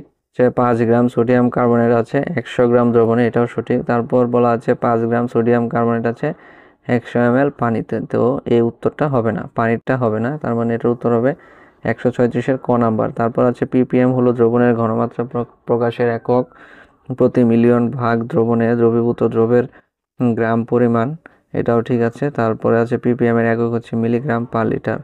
137-এর সবগুলোই সঠিক। তারপর আছে এ পাত্রে 2% HCl এর 50 সেন্টিমিটার কিউব দ্রবণ এবং বি পাত্রে 2% সোডিয়াম হাইড্রোক্সাইডের 50 সেন্টিমিটার কিউব দ্রবণ আছে। এ ও বি পাত্রের দ্রবণের ppm এককে ঘনমাত্রা সমান। তো এখন আমরা এটা চেক করব। তো আমরা ppm বের করার জন্য একটা সূত্র দেখেছিলাম, সেই সূত্রটা ছিল যে S = 10x/m। আমরা x হিসাবে বসাতাম হলো গিয়ে যেই পার্সেন্টেজটা প্রশ্নে দেওয়া থাকতো। তো এখানে যেহেতু দেওয়া আছে 2%, তার মানে আমরা প্রথম যৌগটার ক্ষেত্রে ppm এককে ঘনমাত্রা বের করতে চাই, তাহলে আমরা দেখব যে এখানে HCl এর আণবিক ভর হচ্ছে 36.5, যে HCl এর ppm এককে ঘনমাত্রা আসে 20,000। আমরা যদি এই পরেরটার ক্ষেত্রে বের করতে চাই তাহলে এখানে যেহেতু দেওয়া আছে 2% 10 × 2 দিব, তারপর NaOH এর আণবিক ভর 40 দিয়ে ভাগ করব। তো এটা আমরা পেলাম মোল সংখ্যা। তো মোল সংখ্যার সাথে যদি আমরা আণবিক ভর গুণ করি তাহলে আমরা পেয়ে গেলাম গ্রাম পার লিটারে। তো গ্রাম পার লিটারে মিলিগ্রাম পার লিটার নিতে হলে 1000 দিয়ে গুণ করতে হবে। আর মিলিগ্রাম পার লিটার যে কথা, ppm একই কথা, এটা আমরা আগের অপশন থেকে দেখেছি। তার মানে উভয়ের ক্ষেত্রে ppm এককে ঘনমাত্রা সমান। তারপর আছে A ও B এর মিশ্রণের প্রকৃতি নিরপেক্ষ, এটা নিরপেক্ষ হবে না। তারপর আছে A ও B এর মোলার ঘনমাত্রা সমান। তো এটার 1 আর 3 নাম্বারটা সঠিক, অর্থাৎ এর আনসার হবে গ নাম্বার। তো এখানে দেওয়া আছে দ্রবণের মোলারিটি পরিবর্তনশীল যদি পরিবর্তিত করা হয় দ্রাবকের আয়তন, দ্রবের পরিমাণ, দ্রবের তাপমাত্রা, এখানে সবগুলোই সঠিক। তারপর আছে 100 ml সোডিয়াম কার্বনের দ্রবণে 1.06 গ্রাম সোডিয়াম কার্বনের দ্রবীভূত আছে, দ্রবণের ঘনমাত্রা কত? তো এখানে ঘনমাত্রা বের করতে হলে তোমাদেরকে একটি সূত্র প্রয়োগ করতে হবে। সেই সূত্রটি হচ্ছে S = W/mv × 1000। তো এখানে W এর মান যেহেতু দেওয়া আছে 1.06 গ্রাম, তো আমরা এখানে লিখব 1.06 গ্রাম, তারপর তার সাথে 1000 গুণ করে সোডিয়াম কার্বনেটের আণবিক ভর লিখব 106, যেহেতু আয়তন দেওয়া আছে 100। তো এখন এখান থেকে আমরা ক্যালকুলেশন করব। 1.06 × 1000 ভাগ হবে 106 ভাগ হবে 100 দিয়ে। তো এখানে আমরা মান পেলাম 0.1 মোল। তো এখানে ক নাম্বার অপশনে আছে 0.1 মোল। তো আমরা এটাও জানি যে 0.1 যে মোলটা পেলাম এর সাথে যদি আমরা আণবিক ভর গুণ করি তাহলে আমরা এখানে এককটা পাই গ্রাম পার লিটার এককে। তো এখানে 0.1 এর সাথে আমরা এখন 106 গুণ করব, যেহেতু সোডিয়াম কার্বনেটের আণবিক ভর 106, তার মানে এখানে হবে 10.6। এটা পয়েন্টে এমনি পড়ে গেছে, এখানে হবে 10.6। তার সাথে 1000 গুণ করে আমরা এখানে মিলিগ্রাম পার লিটার নিব, কারণ আমরা আগের MCQ এ দেখেছিলাম যে মিলিগ্রাম পার লিটার যে কথা, ppm একই কথা। তার মানে এখানে আমরা মিলিগ্রাম পার লিটার নিলাম। এখন আমরা tan−6 এর সাথে যদি 1000 গুণ করি তাহলে আমরা মান পেলাম 10,600। তো এই 10,600কে যদি এখন আমরা সাইন্টিফিক মোডে নিয়ে যাই তাহলে আমরা পাবো 1.06 × 10⁴। তো যেটা আছে খ নাম্বারে 1.06 × 10⁴ মিলিগ্রাম পার লিটার। তো মিলিগ্রাম পার লিটার যে কথা, ppm একই কথা, তার মানে 140-এর উত্তর হবে সবগুলোই। তারপর আমরা দেখব যে জারণ বিজারণ বিক্রিয়ায় বিজারক পদার্থ। তো যারা জারণ বিক্রিয়া দেয় তারাই হচ্ছে বিজারক। তো আমরা জানি জারণে হচ্ছে ছারণ মানে ইলেকট্রন ত্যাগ করে, তার মানে ইলেকট্রন ত্যাগ করবে। আমরা জানি ছারণে জারণ, জারণে জারিত অন্যকে করে বিজারিত, তাই সে বিজারক। তার মানে জারণ ইলেকট্রন ত্যাগ করবে, জারণ আবার বিজারক হচ্ছে জারিত হবে, এটাও সঠিক। আর ইলেকট্রন গ্রহণ করবে না, কারণ বিজারণ ইলেকট্রন গ্রহণ করে আর জারণ ইলেকট্রন ত্যাগ করে। তাহলে এখান থেকে উত্তর হবে ক নাম্বারটা 1 আর 2। তারপর হচ্ছে ব্লিচিং পাউডারে ক্লোরিনের জারণ মান কত? তো আমরা জানি ব্লিচিং পাউডারের সংকেত হচ্ছে CaOCl। তো ব্লিচিং পাউডারের সংকেতটা তোমরা 9-10 পড়ে এসেছো। তো এই ব্লিচিং পাউডারের জারণ মান হচ্ছে গিয়ে -1 এবং +1। এখন আমরা দেখব যে এখানে -1 এবং +1 উভয়টি আছে, তার মানে এর উত্তর হবে গ নাম্বারটা। তারপর আছে H2O2 এর রিডক্স বিক্রিয়ায় উৎপাদে অক্সিজেনের জারণ সংখ্যা কত? তো এখানে রিডক্স বিক্রিয়ায় উৎপাদে অক্সিজেনের জারণ সংখ্যা হলো গিয়ে -1। তো এখানে যেহেতু -1 নেই তাই এই উত্তরটি ভুল আছে, তার মানে এখানে শুধু উত্তর হবে -1। H2O2 এর রিডক্স বিক্রিয়ায় উৎপাদে অক্সিজেনের জারণ সংখ্যা হবে -1। যৌগ দেওয়া আছে যেখানে জারণ বিজারণ বিক্রিয়া হয়েছে। তো এই বিক্রিয়াটিতে 2 মোল KMnO4 10টি ইলেকট্রন গ্রহণ করে, এটা হচ্ছে সত্যি। তারপর আছে H2C2O4 এ কার্বনের জারণ মান হচ্ছে +3। তারপর হচ্ছে ব্যবহৃত সালফিউরিক অ্যাসিড একটি তীব্র জারক। তো সালফিউরিক অ্যাসিড যেহেতু মাধ্যম হিসেবে কাজ করে, এটা জারক হিসেবে কাজ করে না, তার মানে এই 3 নাম্বারটি হচ্ছে মিথ্যা। তো এখানে আমরা দেখব যে কোন অপশনে 3 নাম্বার আছে সেটা বাদ দিব। তো এখানে 3 নাম্বার আছে হলো গিয়ে ঘ নাম্বার, খ আর গতে। তো এখানে উত্তর হবে ক নাম্বারটা। তারপর দেওয়া আছে Fe2+ SN4+, তারপর এখানে আছে Fe3+ SN2+ বিক্রিয়াটিতে। এখানে বিক্রিয়াটির ক্ষেত্রে Fe2+ জারিত হয়েছে, কারণ Fe2+ এখানে ইলেকট্রন ত্যাগ করে Fe3+ এ পরিবর্তিত হয়েছে। তারপর আছে SN2+ হচ্ছে বিজারক। তো এখানে SN2+ বিজারক, কারণ SN আমরা জানি ছাড়নে জারণ, জারণে জারিত অন্যকে করে বিজারিত, তাই সে বিজারক। তার মানে এখানে SN2+ দুইটি ইলেকট্রন ত্যাগ করলে SN4+ এ পরিণত হবে। তো এখানে Sn2+ হচ্ছে বিজারক, এটিও সঠিক। তারপর আছে Fe3+ একটি ইলেকট্রন গ্রহণ করেছে। যেহেতু Fe2+ থেকে Fe3+ হয়েছে, তার মানে এর ব্যবধান 1, তার মানে এখানে Fe3+ একটি ইলেকট্রন গ্রহণ করেছে। এখানে 145-এর উত্তর হবে ঘ নাম্বার, অর্থাৎ সবগুলোই সঠিক। তারপর একটি বিক্রিয়া দিয়ে বলা হয়েছে যে এই বিক্রিয়াটিতে, তো এখানে Na2H2O3 এর নাম হচ্ছে সোডিয়াম থায়োসালফেট। তো এখানে সোডিয়াম থায়োসালফেটের জারণ ঘটেছে কি জারণ ঘটে নাই সেটা দেখার জন্য তোমাদেরকে একটি জিনিস দেখতে হবে, সেটা হচ্ছে এখানে উভয় ক্ষেত্রেই এই সালফারের জারণ সংখ্যাটা বের করতে হবে। আমরা এখানে উভয় ক্ষেত্রে সালফারের জারণ মানটা বের করি, যেহেতু এখানে সালফার হচ্ছে কেন্দ্রীয় মৌল। তো এখানে সোডিয়াম আছে 2টা, আর সোডিয়ামের জারণ মান হচ্ছে +1, তার মানে আমরা এখানে লিখতে পারি 2। তারপর এখানে আছে সালফার আছে 2টা, তার মানে হবে 2x, অক্সিজেন 3টা মানে 6। তো এখানে যেহেতু 2 মোলের কথা বলা হচ্ছে, তার মানে আমরা এখানে ভিতরে আগে ক্যালকুলেশন করে নিই। এখানে মান হবে 2x - 4 = 0, হবে 4x - 8 = 0।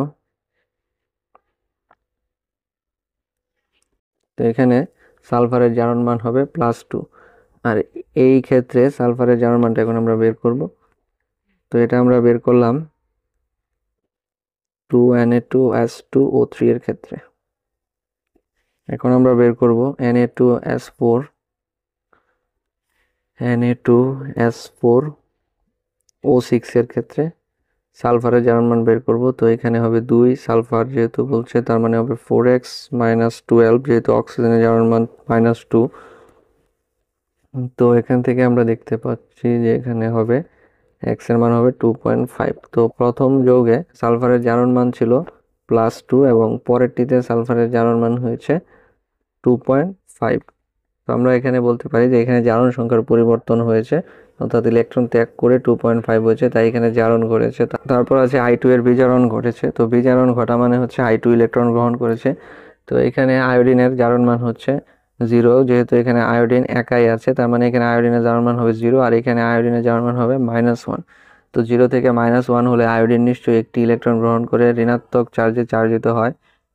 তো সেই কারণেই এখানে উত্তর হবে ক নাম্বার, 146-এর ক। তারপর দেওয়া আছে রিডক্স বিক্রিয়া সমূহ। তো নিচের কোনগুলো আর কি রিডক্স বিক্রিয়া? তো এখানে রিডক্স বিক্রিয়া ঘটে শুধুমাত্র H2+O2 = H2O, এই ক্ষেত্রেই শুধু এখানে রিডক্স বিক্রিয়াটি ঘটে, আর এই দুইটির ক্ষেত্রে রিডক্স বিক্রিয়াটি ঘটে না। তার মানে এখানে উত্তর হবে 2 নাম্বার, 147-এর উত্তর হবে তাহলে ক। যেহেতু এখানে 2 নাম্বারটা, তাই 147-এর উত্তর হবে ক। তারপর হচ্ছে রিডক্স বিক্রিয়ায় টাইট্রেশনে ব্যবহৃত পটাশিয়াম পারম্যাঙ্গানেট প্রাইমারি স্ট্যান্ডার্ড পদার্থ। আমরা জানি যেগুলোর মধ্যে সি থাকবে সেগুলো হচ্ছে প্রাইমারি স্ট্যান্ডার্ড পদার্থ। যেহেতু এখানে কোনো সি নেই, তার মানে এটা প্রাইমারি স্ট্যান্ডার্ড পদার্থ নয়, এই উত্তরটি ভুল। তারপর হচ্ছে স্বনির্দেশক রূপে কাজ করে, পটাশিয়াম পারম্যাঙ্গানেট স্বনির্দেশক রূপে কাজ করে, এটা সঠিক। আর অম্লীয় মাধ্যম করতে HCl অ্যাসিড ব্যবহার করা যায় না, এটাও সঠিক। তার মানে 148-এর উত্তর হবে খ নাম্বারটা। তারপর দেওয়া আছে বিয়ার্ড ল্যাম্বার্ট সূত্রের সাথে সম্পর্কিত, এটা হচ্ছে একবর্ণী আলো এবং দ্রবণের ঘনমাত্রা, এই দুইটাই সম্পর্কিত, কিন্তু দ্রবণের তাপমাত্রা সম্পর্কিত নয়, তাহলে 149-এর উত্তর হবে ক। তারপর হচ্ছে বিয়ার্ড ল্যাম্বার্ট সূত্রের সাহায্যে দ্রবণের ঘনমাত্রা জানা যায়, অণুর আকৃতি জানা যায়, জৈব যৌগের গঠন নির্ণয় করা যায়, এখানে তিনটাই সঠিক। তারপর আছে অভিন্ন তথ্যভিত্তিক কিছু MCQ। তো এখানে আছে যে 150 ml নাইট্রিক অ্যাসিড দ্রবণে 1.5 গ্রাম দ্রব আছে, দ্রবণটি 2% সোডিয়াম কার্বনের দ্রবণকে প্রশমিত করলো। তো এখানে অ্যাসিড দ্রবণের ঘনমাত্রা ppm এককে কত? তো তার জন্য আমাদেরকে প্রথমে এখানে ঘনমাত্রাটা বের করতে হবে। আমরা জানি S = W × 1000 বাই হচ্ছে mv। তো এখানে W এর মান দেওয়া আছে 1.5 × হবে 1000, আর এখানে নাইট্রিক অ্যাসিডের এখন আমাদের আণবিক ভরটা বসাতে হবে। তো নাইট্রিক অ্যাসিডের আণবিক ভর হলো 63, তো আমরা লিখলাম 63, আর এখানে আয়তন দেওয়া আছে 150 ml, তো আমরা লিখলাম 150। এখন আমরা ক্যালকুলেশন করব।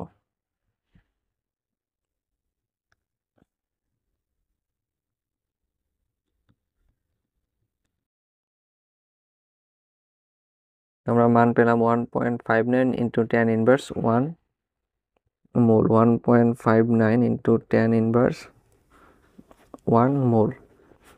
এখন আমরা এই মোল সংখ্যাটাকে যদি এই নাইট্রিক অ্যাসিডের আণবিক ভর দিয়ে গুণ করি, তাহলে দেখো আমরা কি পাই। তো নাইট্রিক অ্যাসিডের আণবিক ভর আমরা পেয়েছিলাম 63।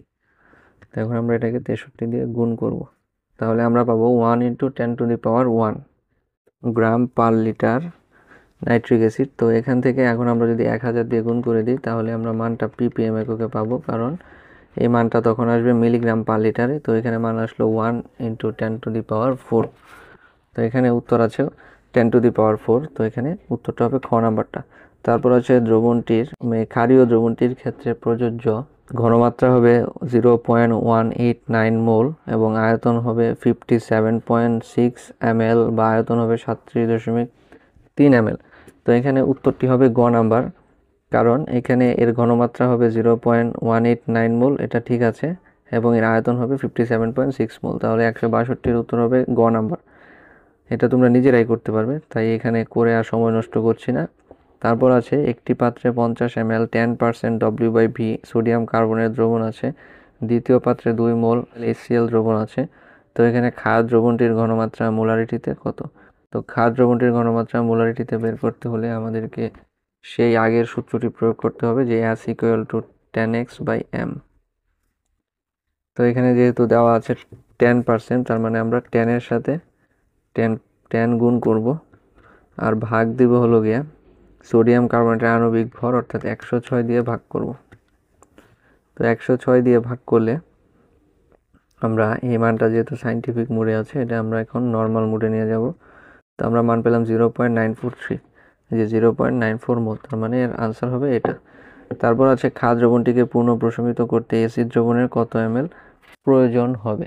তো এখানে অ্যাসিড দ্রবণের প্রয়োজন হবে 47 ml। তো এটাও পারবে, তো এটার জন্য আর সময় নষ্ট করলাম না। তারপর আরও একটি উদ্দীপক দেওয়া আছে, যে একটি পাত্রে 10% সোডিয়াম কার্বনের দ্রবণ আছে, উদ্দীপকের দ্রবণের ঘনমাত্রা কত? তো এখানে দ্রবণের ঘনমাত্রাটি হবে 0.943। এই এমসিকিউটা আর হচ্ছে 163 নম্বর এমসিকিউ একই রকম। তারপর আছে উদ্দীপকের দ্রবণটির প্রকৃতি কি হবে? তো এখানে উদ্দীপকের দ্রবণটির প্রকৃতি হবে, যেহেতু এখানে সোডিয়াম কার্বনেট দ্রবণ আছে, তো এখানে আমরা বলতে পারি যে উদ্দীপকের দ্রবণটির প্রকৃতি হবে ক্ষারীয় প্রকৃতির। তার মানে 166-এর উত্তর হবে খ নাম্বার। তারপর দেওয়া আছে 2% HCl দ্রবণ 50 সেন্টিমিটার কিউব, মানে হচ্ছে 50 মিলিলিটার। তারপর আছে 2% কৌষ্টিক সোডা দ্রবণ এবং 50 সেন্টিমিটার কিউব।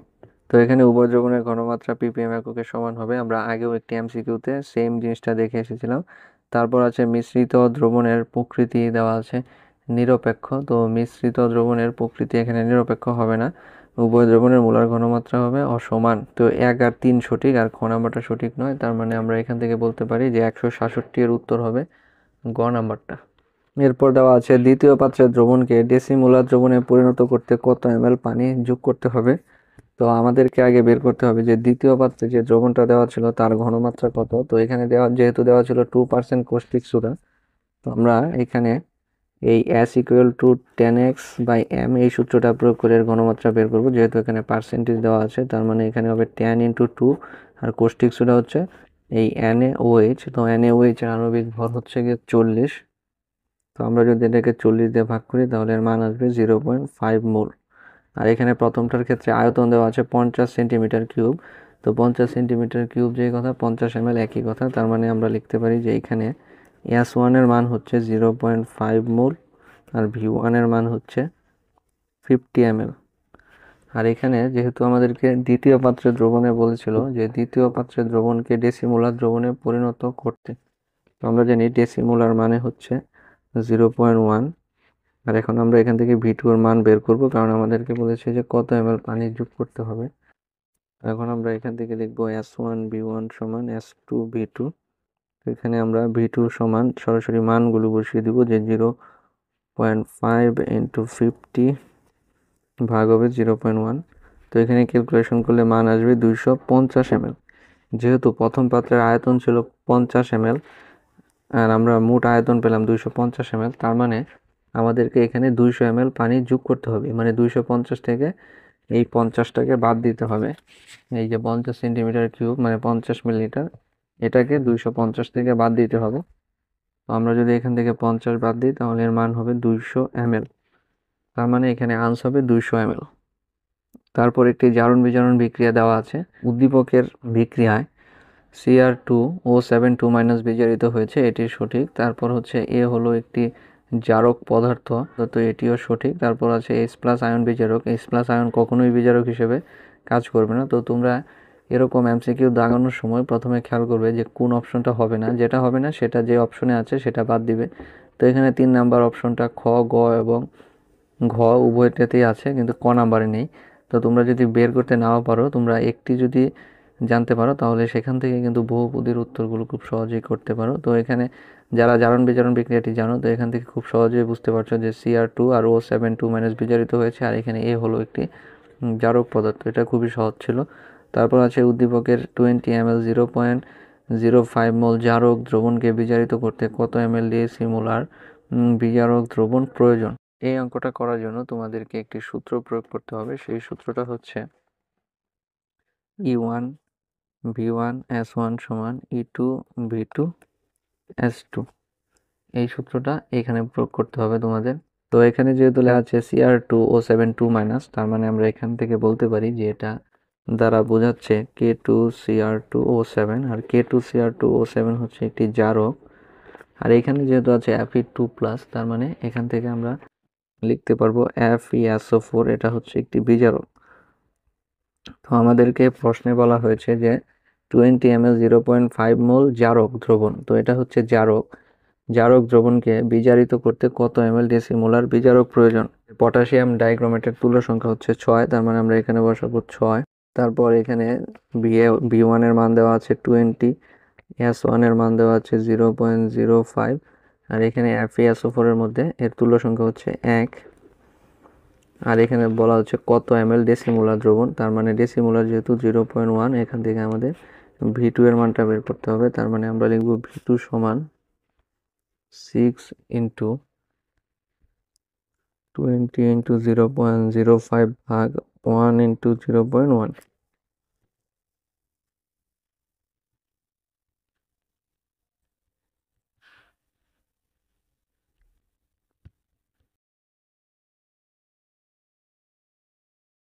তো এখান থেকে আমরা মান পেলাম 60 ml, তার মানে 170 এর উত্তর হবে গ নাম্বার 60 ml। তারপর একটি জারণ বিজারণ বিক্রিয়া দেওয়া আছে। তো এক্ষেত্রে ম্যাঙ্গানিজের জারণ সংখ্যা হ্রাস পেয়ে কোনটি হয়েছে। আমরা জানি অম্লীয় মাধ্যমে KMnO4 পরিবর্তিত হয়ে Mn2+ পরিণত হয়। তো এখানে জারণ সংখ্যা হচ্ছে +2, আর এই যৌগে ম্যাঙ্গানিজের জারণ সংখ্যা হচ্ছে +7। তো জারণ সংখ্যা +7 আর +2 এর মধ্যে পার্থক্য হচ্ছে 5, তার মানে এখানে উত্তর হবে 5 + 5। তারপর দেওয়া আছে যে এই বিক্রিয়াটিতে FeSO4 এর জারণ ঘটেছে, তো এটা সঠিক। KMnO4 হচ্ছে জারক পদার্থ, এটাও সঠিক।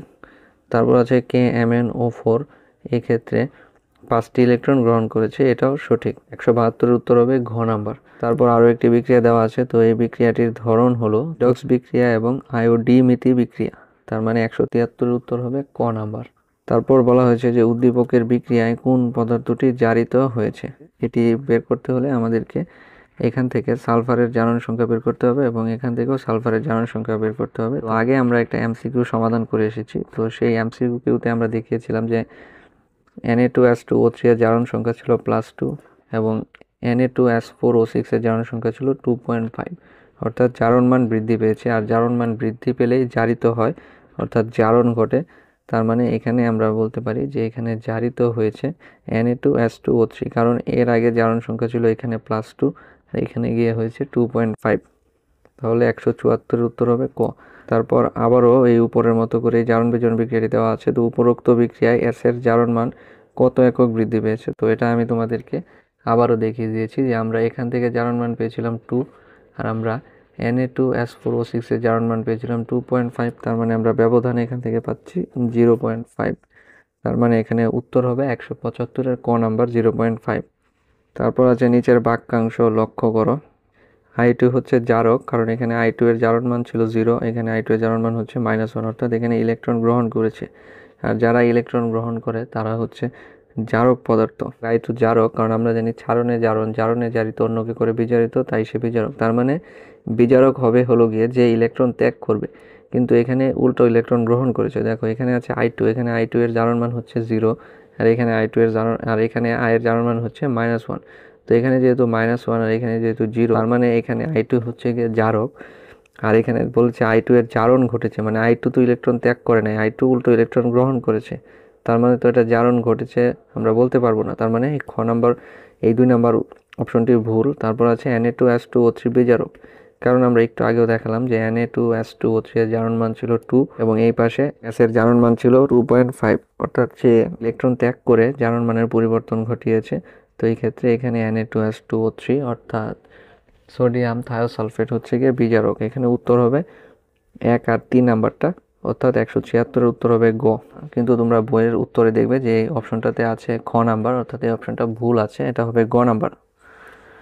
একটি জারণ বিজারণ বিক্রিয়া দেওয়া আছে। তো এই বিক্রিয়া থেকে বলছে যে 15.2 গ্রাম FeSO4 কে সম্পূর্ণ জারিত করতে কত গ্রাম K2Cr2O7 দরকার হবে। তো এখান থেকে আমরা যদি এটা বের করতে চাই, আমাদেরকে একটি সূত্র প্রয়োগ করতে হবে। সূত্রটা হচ্ছে E1 × N1 = E2 × N2।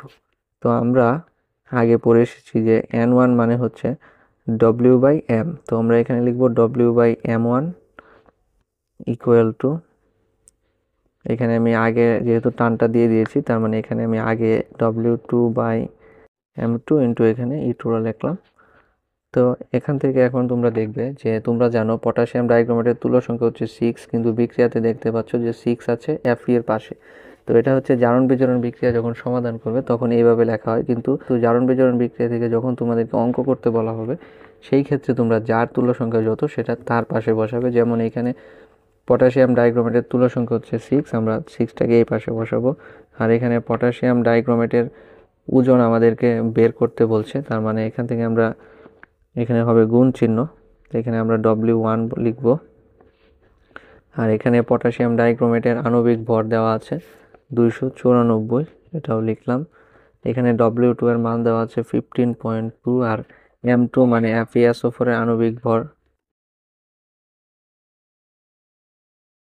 আর FeSO4 এর তুল্য সংখ্যা হচ্ছে 1। তো এখান থেকে আমরা যদি W1 এর মান বের করতে চাই তাহলে আমরা লিখব। তো এখন আমরা এখান থেকে W1 এর মানটা বের করব।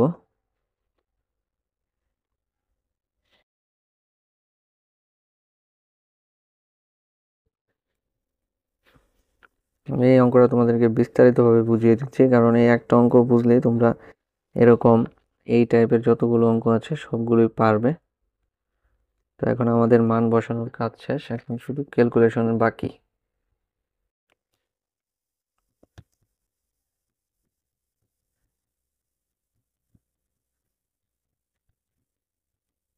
তো এখান থেকে আমরা দেখতে পাচ্ছি যে আমাদের মান আসলো 4.9, তার মানে এখানে উত্তর হবে 4.9 গ্রাম। তারপর আছে নিচের কোন বাক্যাংশটি পটাশিয়াম ডাইক্রোমেটের বেলায় প্রযোজ্য নয়। প্রাইমারি স্ট্যান্ডার্ড পদার্থ, যেহেতু সি আছে তার মানে এটা প্রযোজ্য। তারপর আছে অম্লীয় মাধ্যমের জন্য HCl ব্যবহার করা যায়, এটাও সত্যি। আমাদেরকে বের করতে হবে পটাশিয়াম ডাইক্রোমেটের জন্য মিথ্যা কোনটি। তারপর আছে রিডাক্স টাইট্রেশনের স্বনির্দেশক, তো এখানে এটি সত্য নয়, তার মানে 178 উত্তর হবে গ নাম্বার। তারপর আছে উদ্দীপকের বিক্রিয়ায় কত মোল ইলেকট্রন আদান প্রদান হয়েছে। তো এটা খুবই সহজ, কারণ এই জারণ বিজারণ বিক্রিয়াটা তোমরা শুরু থেকেই করে আসছো। তো এখানে তোমরা জানো যে এখানে ইলেকট্রন আদান প্রদান হবে হলো গিয়ে 10 মোল। তারপর আছে বিক্রিয়াটিতে H2SO4 এর ভূমিকা কি। তো এখানে বিক্রিয়াটিতে H2SO4 সবসময় আমরা জানি মাধ্যম হিসেবে কাজ করে, আর H2SO4 যেহেতু অম্ল, তার মানে আমরা এখান থেকে বলতে পারি যে এটা অম্লীয় মাধ্যম হিসেবে কাজ করেছে। তারপর এখানে দেওয়া আছে আয়রন 3 অক্সাইড প্লাস HCl, তারপর BH2। এখানে এ যৌগের অম্লত্ব কি। এখানে এ যৌগটি হচ্ছে আয়রন 3 অক্সাইড, মানে হচ্ছে যে Fe2O3, এটা হচ্ছে আয়রন 3 অক্সাইড। তো এখানে বলছে যে Fe2O3 এর যৌগের অম্লত্ব কত। তো এখানে আমরা অম্লত্ব যদি বের করতে চাই, আমরা প্রথমে আয়রনের জারণ মান বের করব। এখানে যেহেতু 2টা আয়রন আছে তার মানে হবে 2x, আর অক্সিজেনের জারণ মান -6, যেহেতু 3টা অক্সিজেন তার মানে, আর অক্সিজেনের জারণ মান হচ্ছে -2, যেহেতু 3টা অক্সিজেন তার মানে হবে -6 = 0।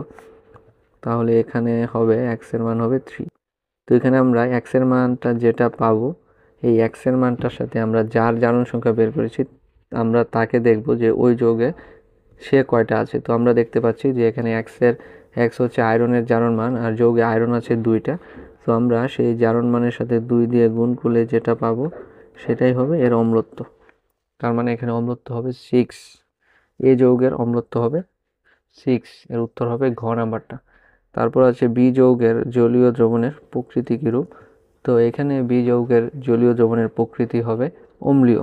তো এই পর্যন্তই ছিল পরিমাণগত রসায়নের এমসিকিউ সলভ ক্লাসটি। তো ক্লাসটি যদি তোমাদের ভালো লেগে লাগে তাহলে তোমরা ভিডিওটি তোমাদের বন্ধুদের সাথে শেয়ার করতে পারো এবং পরবর্তীতে তোমরা অন্যান্য অধ্যায়ের এমসিকিউ সলভ ক্লাসগুলো পেয়ে যাবে। তো সেই পর্যন্ত তোমরা সবাই ভালো থেকো। তো ধৈর্য ধরে ভিডিওটি দেখার জন্য তোমাদের সবাইকে অসংখ্য ধন্যবাদ।